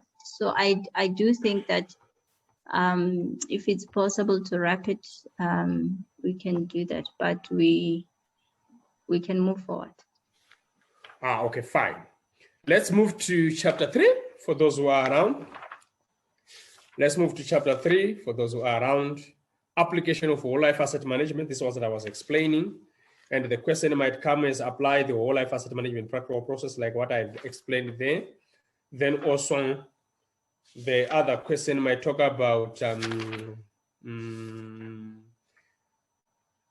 quality management, where the question can ask you to say, explain quality, or explain quality management in the other issues. So quality is a diverse topic in procurement. Quality is a very diverse topic in procurement. So you'd find out that whenever we're talking about quality in procurement, we need to understand the perspectives and dimensions of quality. The perspectives and dimensions of quality. The first thing you need to understand is there is quality control. Quality control is a reactive process with which in its application, items of any nature, they can be inspected in the production line, or whilst they are work in progress, or they can even be inspected on the market upon delivery. So what is that? That is a reactive process in terms of quality. Secondly is quality assurance. Quality assurance is a process of application with which you need to consider some quality perspectives from the source of supply until the product has been delivered. But what is that? It becomes quality assurance, and normally it's proactive. Then the third element there, it will be quality cycles. What is quality cycles? Is the socializing part of application of quality. You can give an example like Toyota. I've seen there's Toyota Africa, where they've got some all like Toyota sub-agents in Africa. Then also Toyota experts who have been accredited in terms of servicing Toyota or any sort, they'll be discussing the issues to do with quality. So even in companies, we can have the same, because in any given companies, even CIPS itself, we've got our own social group. What are we trying to bring there? We can also apply quality control systems in terms of CIPS, driving it to quality, understanding the integrity issues about CIPS and all those issues. Then we can drive it to quality management. Quality management, what is it? What is it all about? It's all about holistic approach. What do we mean by holistic approach? It's a system whereby we're saying each and every element we normally do at a company, let's try to bring in the application of quality. Then lastly, let's talk about TQM, total quality management. Get it right first time, zero tolerance, quality as a philosophy. All these issues has got to do with quality. Then the second issue, they can talk about cost involved in quality. Cost involved in quality, we're talking about the reactive cost and the proactive cost. The reactive cost, these are the ones which talk about internal failure and the reactive failure. Then proactive cost, we're talking about prevention cost and appraisal costs. These are the perspectives to do with quality, and normally it's highly under ISO 9001. That's quality. KPIs and service level agreement is one of the questions they might also ask you. Why am I going through? Because I'm not seeing any question on the chat box. You can also post. KPIs is one of those questions in terms of, they can ask by in terms of CIPS. So KPIs are perspectives of matrix, qualitative or quantitative, trying to measure performance at any given nature. qualitative or quantitative, trying to measure performance at every nature. So the characteristics of KPIs, they must be smart or smarter. That's specific, measurable, attainable, realistic, and time-bound. If it becomes smarter, it becomes evaluable and reliable. What can be the sources of having those KPIs? You may indicate them as quality being one of the KPIs, price being one of the KPIs. It's all about 5 hours, and you can add on delivery terms. You can also add on things like express terms like a warranty, guarantee. You can drive in terms like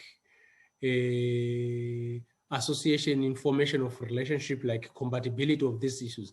These are key performance indicators, but they don't work alone. They work with what we call, besides having them, they work with what we call critical success factors. What will be the critical success factor then? It will be an explanation of how you want quality to be achieved. Because quality in any nature, quality is in the eye of the beholder. So how do you expect quality to be achieved? It's the way you'll be explaining them as a critical success factor in according to that. Let's move to I was covering part of chapter 2 and chapter 3. Let's move on to the last chapter, should be chapter 4. Let's move on to the last chapter, it's chapter 4, because I was covering chapter 2 and chapter 3. Ethical, responsible sourcing in practice in procurement and supply. The first thing I asked to say, can you give me an example in terms of what I want to drive an example in terms of answering the question. I was asking the question to do with sustainable procurement. That's where sustainable procurement is. The first thing they might ask you about sustainability. The first thing they might ask you about sustainability, like what Sherry did at the first of this session. Sustainability is a huge topic. Sustainability is a huge topic. It talks about, the first thing to consider whenever you're talking about sustainability is triple bottom line. Triple bottom line is the basis to say, what are your considerations to issues to do with planet? What are your considerations to do with people? And what are your considerations to do with profit? So I would drive it as 3 P's: people, planet, and profit. What then is people in consideration? Whenever you want to promote sustainable procurement, make sure that you adhere to issues to do with human rights issues. Human rights issues, expand them to understand about the issues to do with modern slavery, which is the European Union Act of 2015, which is driven in your book. Issues to do with health and safety, issues to do with bargaining councils, issues to do with human rights, but in terms of equal honest treatment according to salary, issues to do with international labor relations application. That is the issues to do with people. Then planet should be looking on the issues to do with environment. What issues do you need to talk about environment? Issues to do with the safe disposal, issues to do with environmental responsibility and care, issues to do with carbon footprint, issues to do with carbon emissions are some of the issues you need to address with. But what we need to do is all about issues to do with environment. The ecological balance of understanding how should things go to the environment, like disposal, are very important when we're talking about the planet. Then when we're talking about the profit, we are saying, even if you consider about how you treat people in any given environment in terms of human rights, International Labour Organizations, ILO, and issues to do with planet, but you need also to consider that you are there for profit. The economical concept of you creating a profit is not about profiteering, but it's the issue of sustaining the institution for its growth, for future existence, and considerations for other future matters. That's issues to do with triple bottom line. But the other question they might come in, they might not be having this one as the way it has been asked. They can specifically ask you the question to say, explain the following sustainable issues or ethical considerations in procurement. They can talk about bribery, corruption, fraud, slavery, modern slavery, equity, diversity, values, and all those things. They are also part of sustainable procurement, but they can specifically ask you about that. So bribe, corruption, fraud, human rights, diversity and values is one of those issues they might ask. Or specifically, you can be asked in relationship to CIPS Code of Conduct. Or you can be specifically asked in relationship to CIPS Code of Conduct. And the CIPS Code of Conduct, I wouldn't want to talk much about it because I feel like we all know about that, because it's our basic issues to be aware of whenever we're talking about issues to do with ethics, which is on page 203, CIPS Code of Conduct. Specifically, there can be a question asking directly about CIPS Code of Conduct. The other question which can be asked is all about specifically on this chapter. Let me just ask something. Is all about how to monitor supplier performance. How to monitor supplier performance. How to monitor supplier performance. So supplier performance in practice is also a huge topic, because supplier performance in terms of relationship, it adds value to the institution. So when you are monitoring supplier performance, you need also the first thing is, Sherry, I'll come to you. I do not fully understand funds embezzlement. Can you please explain that to me? I'll do that as soon as possible. So supplier performance, as always, in contract, we've got what we call a contractual terms. Like I said, condition and the warranty. And in the condition and the warranty, we also specify what we call KPIs. So supplier performance, the basis of supplier performance comes from the contract context. The contract context talks about supplier performance in terms of KPIs. What are the KPIs you have driven in the contract that you expect the supplier to fulfill with no compromises? Or what are the service level agreements with which you expect the supplier to fulfill with no also compromises? Then also you can check on in terms of the flexibility of the supplier meeting service level. Also, you can also check the supplier's performance in terms of compatibility in forming up relationships.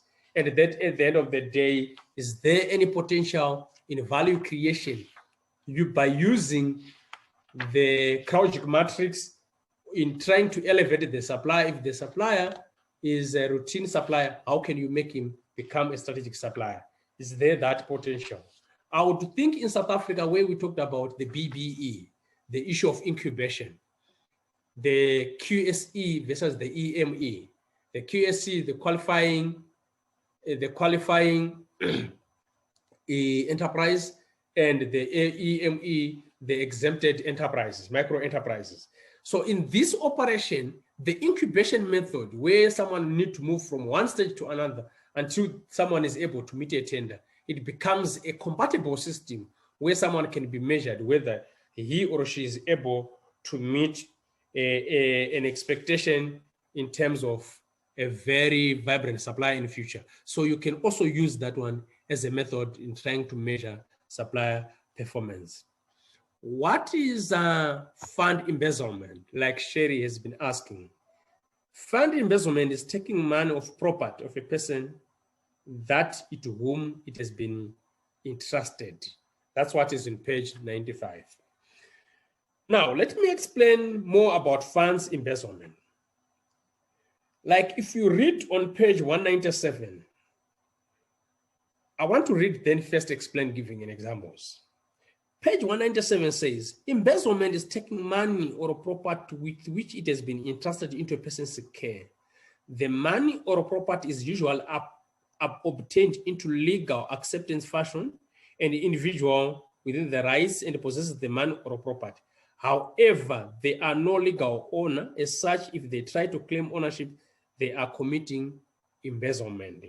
An example there says embezzlement within supply chain is not rare. One example of Shafiq Ullah of Paye Asfande in Pakistan, who was arrested, have been accused of being involved in embezzlement of university funds worth millions of rupees allocated for the purchase of IT, furniture, lab, chemical, and equipment. They were accused of illegally purchasing substandard equipment and lab equipment, chemicals, furniture, or already selected favorite contractors in a criminal violation of the procurement laws. It is alleged that the individual misused their authority and illegally issued them supply orders for the purchase of the furniture at a highly exorbitant price to the favorite bidder in already expired tender. Furthermore, they manipulate the procurement process, and the professor for the purchase of lab chemicals and the T-lab equipment is legally issued to supplier orders at a highly exorbitant rate. Let me explain. Now, fund embezzlement is so much highly found to people who have been entrusted with authority. Fund embezzlement is highly and prevalent to colleagues who have been given or who have been entrusted or bestowed with authority. So what happens is, in the budget arena of an institution, there are different people who have got authority. It can be a CFO who is a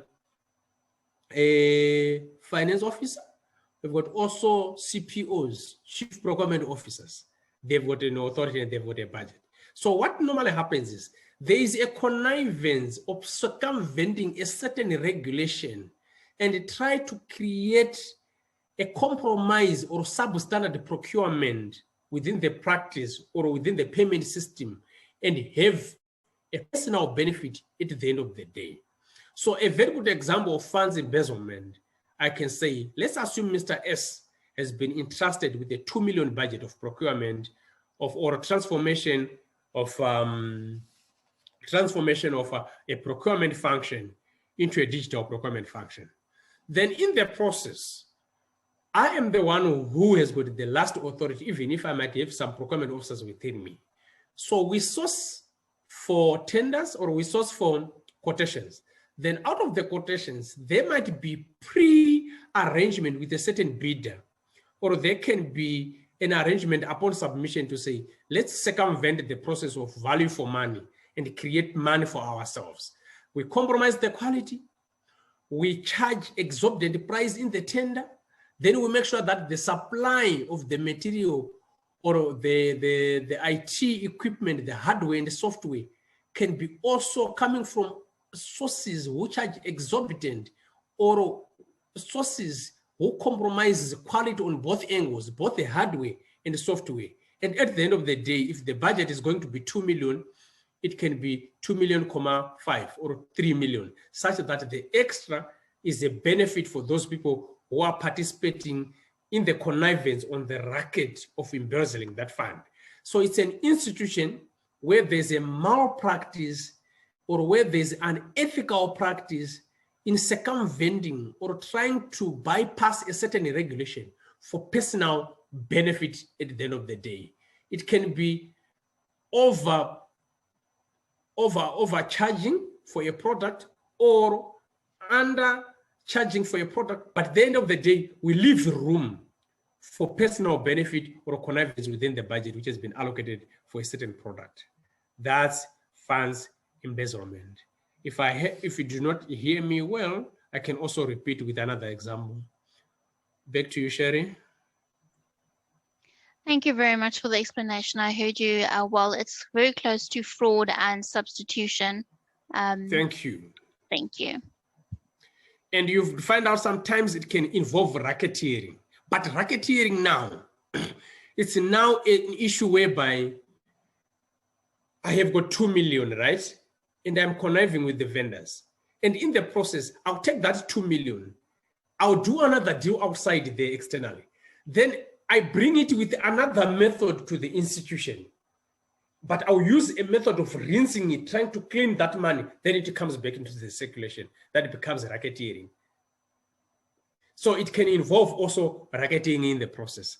But fund embezzlement basically is creating a substandard or circumventing a malpractice procurement system and try to create a compromise for personal benefit. That's funds embezzlement. Then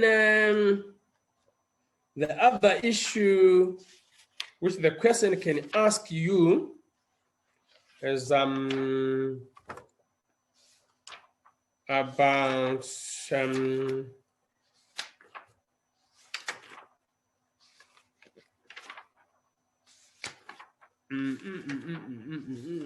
just trying to prove through the book, as I was only talking from the head. Then I was just trying to check in the titles of the book.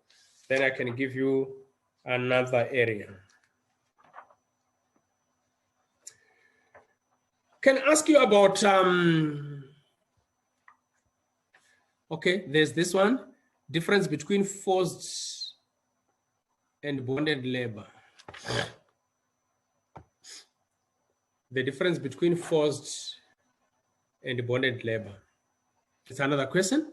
So what happens is these two topics normally are found into modern slavery. These topics are normally found on modern slavery. So modern slavery is a very huge topic in CIPS. And in the European Union Commission, they come up with a regulation in 2015 where they would say, how do we define modern slavery? And what are the remedies to modern slavery? And what are the punishments in according to the modern slavery system? So modern slavery is a huge topic, and let me define it. It is a method with which is used by those at authority and who are so much empowered to enslave or exploit the underprivileged, to enslave or exploit the underprivileged. And now, modern slavery is not only where you think it is, it's all over the world. You'd see the cases of people, Africans going through Nigeria and going to Liberia, to Libya, I mean, trying to cross Mississippi, trying to cross the Mediterranean Sea. And the moment you cross about 35 to 40 kilometers of Mediterranean Sea, you'll be already in Italy. Why is that? Because people are rushing for green card. Now, in the process, those who have got the muscles in terms of financial issues, they will use that as a chance to enslave the others, but with the modern slavery. So it's still happening, and it's still there, and it's very prevalent. It only doesn't happen here. I was one day watching on a certain documentary where people are being transported using road transport with those trucks from Ukraine in one of the European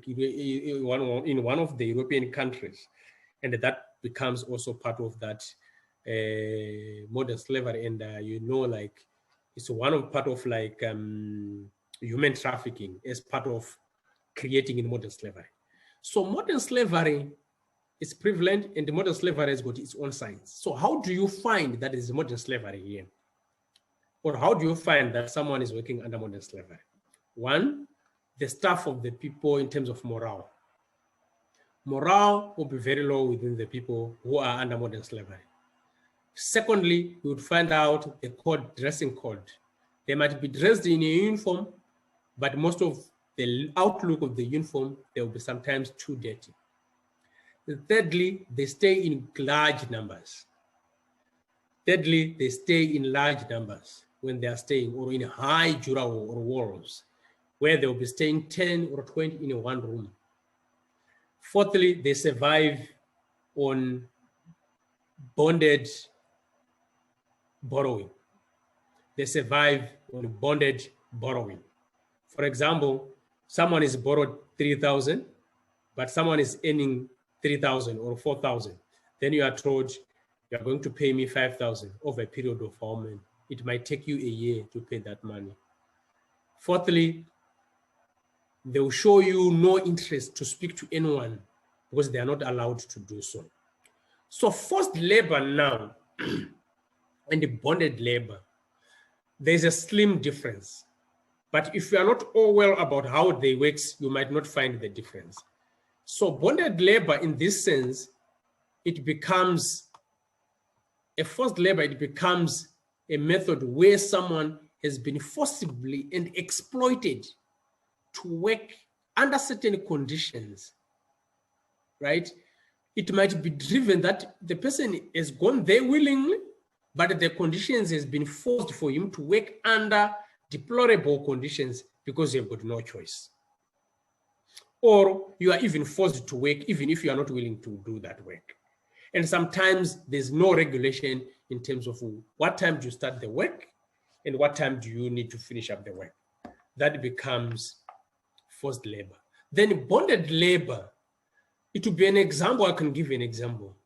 Now, the same employees would borrow some money to say someone is earning 5,000 and someone has been borrowed 3,000, or the same 5,000 and told to say you work under this company or this institution for a certain number of days or for a certain duration for you to pay back this money. That becomes bonded labor. It's more of like you fail to pay back, or you have borrowed, or you owe someone, or you owe the institution a certain money. Then you are told to say, work for a certain period of time to pay this money. So wherever we are, or wherever we see, or wherever we do, or all over the world globally, there's a lot of issues to do with forced labor and bonded labor. But both of those topics, they fall under modern slavery. So what are the remedies for bonded labor? What are the remedies for forced labor or modern slavery? One, we must make sure that we also have got a whistleblower policy. Whistleblower policy is to alert the authorities to say, this is what is happening. Two, let's have some ethical codes of standards where we need to well-punctuated ethical codes of standards where institutions and employees need to follow. Secondly, new employees, they must go through an orientation or training in according to understand the code of conduct of the institution. And let's keep each other be reminded to do ethical tests or ethical practice of the institution, because they highlight to us when you are forcibly working or when you are bonded to work for a certain condition or for a certain borrowing, not knowingly that you are being forcibly or bonded to work for what you have borrowed on institutions or individuals. This is normally very, very prevalent in our social life with the machonistas behind our backyards. Sometimes you might go for bonded labor or forced labor because you fail to pay the machonista. Let's hope I've answered you. Should you be having some queries, we can also discuss further.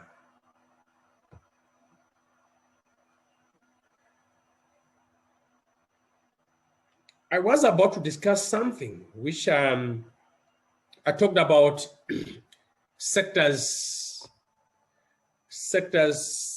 The question can come and say, explain public sector procurement, explain private sector procurement, or explain third sector procurement. So public sector, this is a setup whereby institutions are public owned and entrust the state or the government to run on behalf of the public. That's a public sector. So what would be the issues to do with public sector procurement, the characteristics? We would find out in any given public sector procurement. One, the first characteristic is public sector procurement is characterized with demand for you to be well transparent, and mostly the most prevalent method of procurement in that sector is a tender. The most prevalent procurement method in that sector is a tender. Secondly, buyers in the public sector procurement can share information.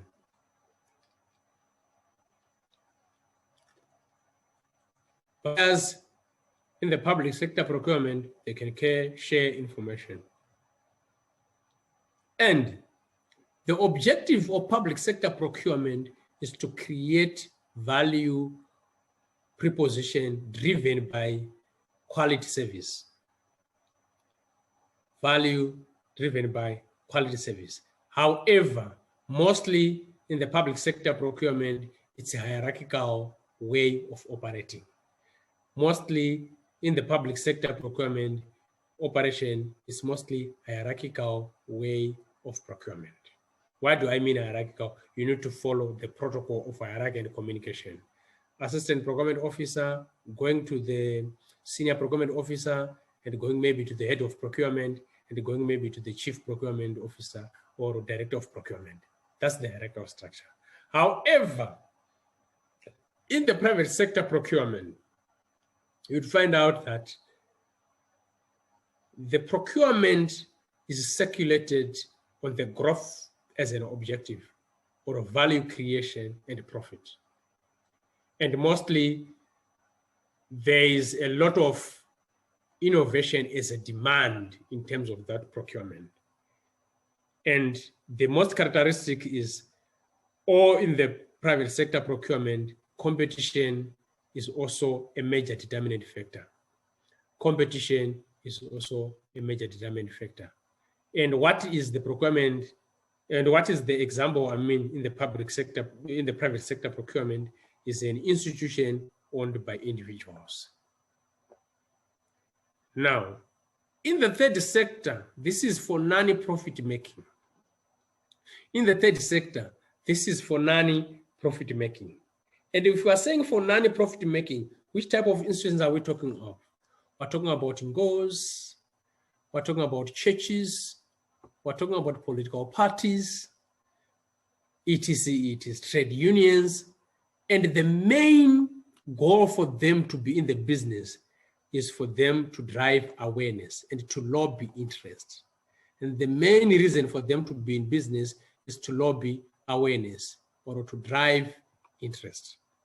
And the procurement characteristics in that sector is there for stewardship, and it is there for driving a service, and is there to create awareness, and is there to promote interest of any given public sector, any given third sector procurement.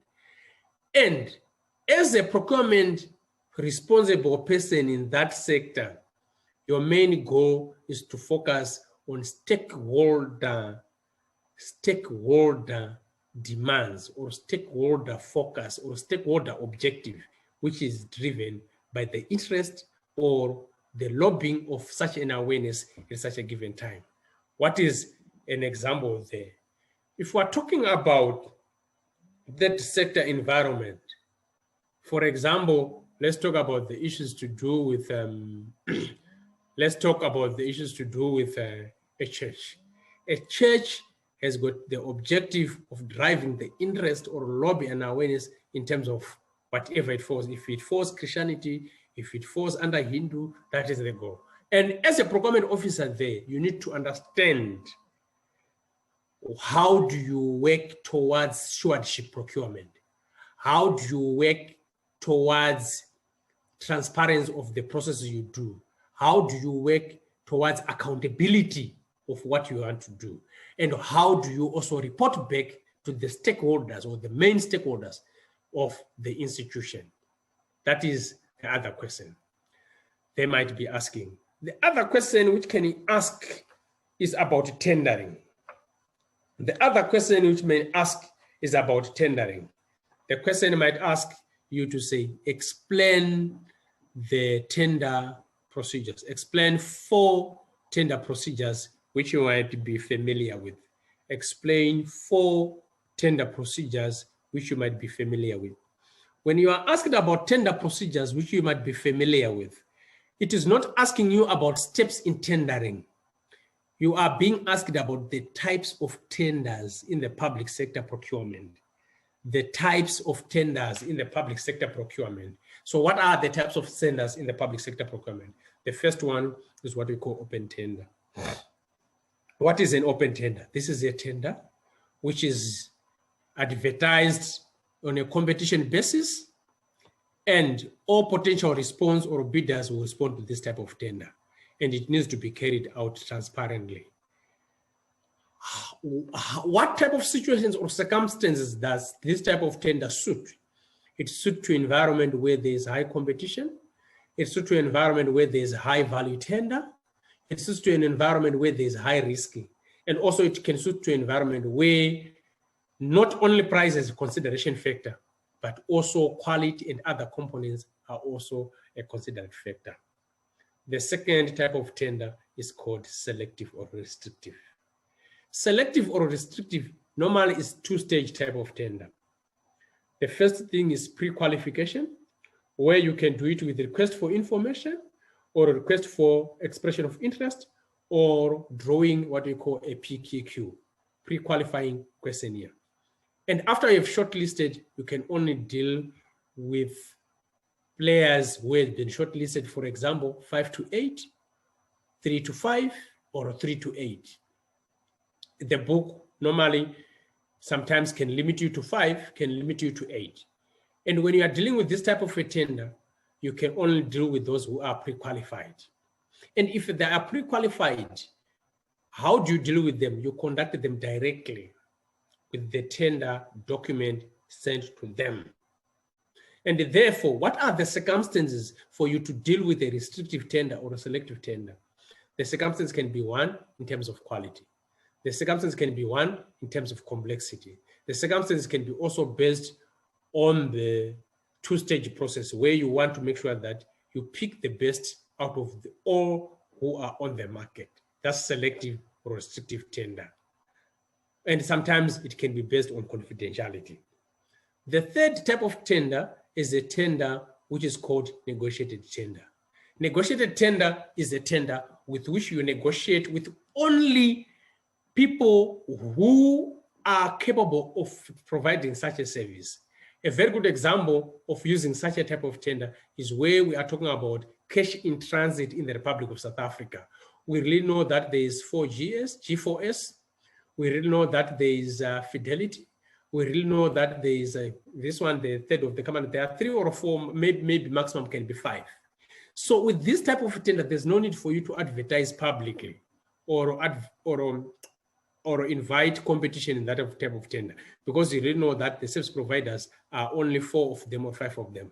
Or the telecoms industry in the Republic of South Africa, there's Telecom, there's Vodacom, there's MTN, there's CLC, there can be any other players like Rain or all those things. But you find out that some of the players, besides the 4 I've mentioned before, they cannot give you the whole specific services in terms of the telecoms industry, in terms of the provision. So there's no need for you to advertise for this type of tender, but you advertise with the shortlisted or with those whom you know that they are the service providers who provide for those services. That becomes a negotiated tender. The fourth type of tender will become what we call negotiated dialogue. Negotiated dialogue or competitional dialogue. Negotiated dialogue is a type of tender with which you know what you want, but you are not so sure about the specifications. With which you know what you want, but you are not so sure about the specifications. The example I can give is like you want to build a stadium. You can know that you only know what is you want a stadium, but what type of stadium do you want? You want a stadium which is compatible to have, like, today we are playing soccer, tomorrow we use it for rugby, and the other day we use it for cricket. So you only have what you want to know, but you don't have the solution. So in the negotiated dialogue, you can advertise, then you invite suppliers to give their specifications and solutions to what you want to buy. Then you speak with them in accordance to their submissions, or you can speak to the whole of them in accordance with their specifications they've provided. Then on the way, you can negotiate and have dialogue in terms of solutions of what you are looking for. It can be one of an examples in terms of negotiated dialogue. This is the first way they can ask you about tendering. The second way they can ask you about tendering is they can ask you to say, describe or discuss or give an explanation to the sequential tendering process. To the sequential tendering process, they can say 5, or they can just ordinarily asking you to say, describe the sequential tendering process. When you are asking about the sequential tendering process, you must explain the tendering process in sequence, but don't confuse it with the procurement process. The procurement process is just general, but the sequential tendering process is specific. What is the specific in the sequential tendering process? The first thing is to talk about tender preparation. Tender preparation is where you define the need. Tender preparation is where you form the specification committee. Tender preparation is where you define the terms and conditions of the tender. Tender preparations, that's where you formulate tender rules. And in the preparation, that's where you discuss about the period of advertising that tender. Secondly, we talk about advertising and submission. In the advertising, you talk about the method of advertising, the media or the modem of advertising. Are you going to use a TV? Are you going to use a tender document on the online, on the website? Are you going to use an RFQ into specific people whom you want to communicate with? And also fully bring into attention the tender duration. 90 days, 30 days, 60 days, 15 days, and the method of submission. That is in the tender advertising. The third one is submission and opening.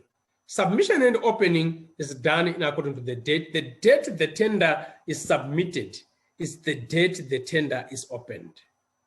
The date the tender is submitted is the date the tender is opened. Assuming that the tender has been submitted 1400 hours in the Republic of South Africa, at least let's say 1430 will be opening the tender, and it needs to be opened while at least the participants are watching. If they are not watching, we can also invite a third party who is not involved in that tender to be just an overseer or opening that tender. And upon submission, make sure that there is both security in the tender box, which will under lock and key, and also there's a security person guarding the tender as well. And upon opening, let's have what we call bid record. Record every submission, who is who, how many documents have been submitted. There's technical proposal and there's financial proposal. That must be brought to attention. The third issue, or the fourth issue, if I'm not mistaken, I talked about advertising, then I talked about receiving a submission and opening. Then the third one will be evaluation and negotiation. So evaluation and negotiation mostly talk about the evaluation committee, the composition of evaluation committee. And the evaluation must be based on the predetermined criteria. Predetermined criteria, we are saying, if we are talking about in the Republic of South Africa, there's what we call 80-20 rule. 80-20 rule or 90-10 rule, where we are saying if it is a high value tender, we use 90-10 rule. The 90 will be the composition of the commercial and the technical composition. And the 10 will be the BEE application. 80 will be also the composition of technical and commercial compositions. And the 20 will be based on the BEE composition or the BEE application. What have I done here? I've explained in accordance with the predetermination criteria, in accordance to the Preferential Procurement Policy Framework Act of 2017 in the Republic of South Africa. But there be in different countries, you might find out that there can be also preferential policies in different countries. Make sure that if it is an application, you follow in according to it, because it creates what we call your predetermining criteria. After you have shortlisted, you find out that there's a recommendation given by the bid evaluation committee. When you are awarding, follow the recommendation prescripts. When you are awarding, follow the recommendation prescripts and make sure that the award is based on the recommendations. And in the awarding, before you give a final award, negotiate for the best value. And mostly here, you find out that there's this word called MEET. MEET meaning to say most economic and advantageous tender. that is on that stage. And award, if you award, make sure that you predetermine all the criteria set to award. Then lastly, it will be supply and contract management. I've explained in terms of sequential tendering process. That's also how they might ask you.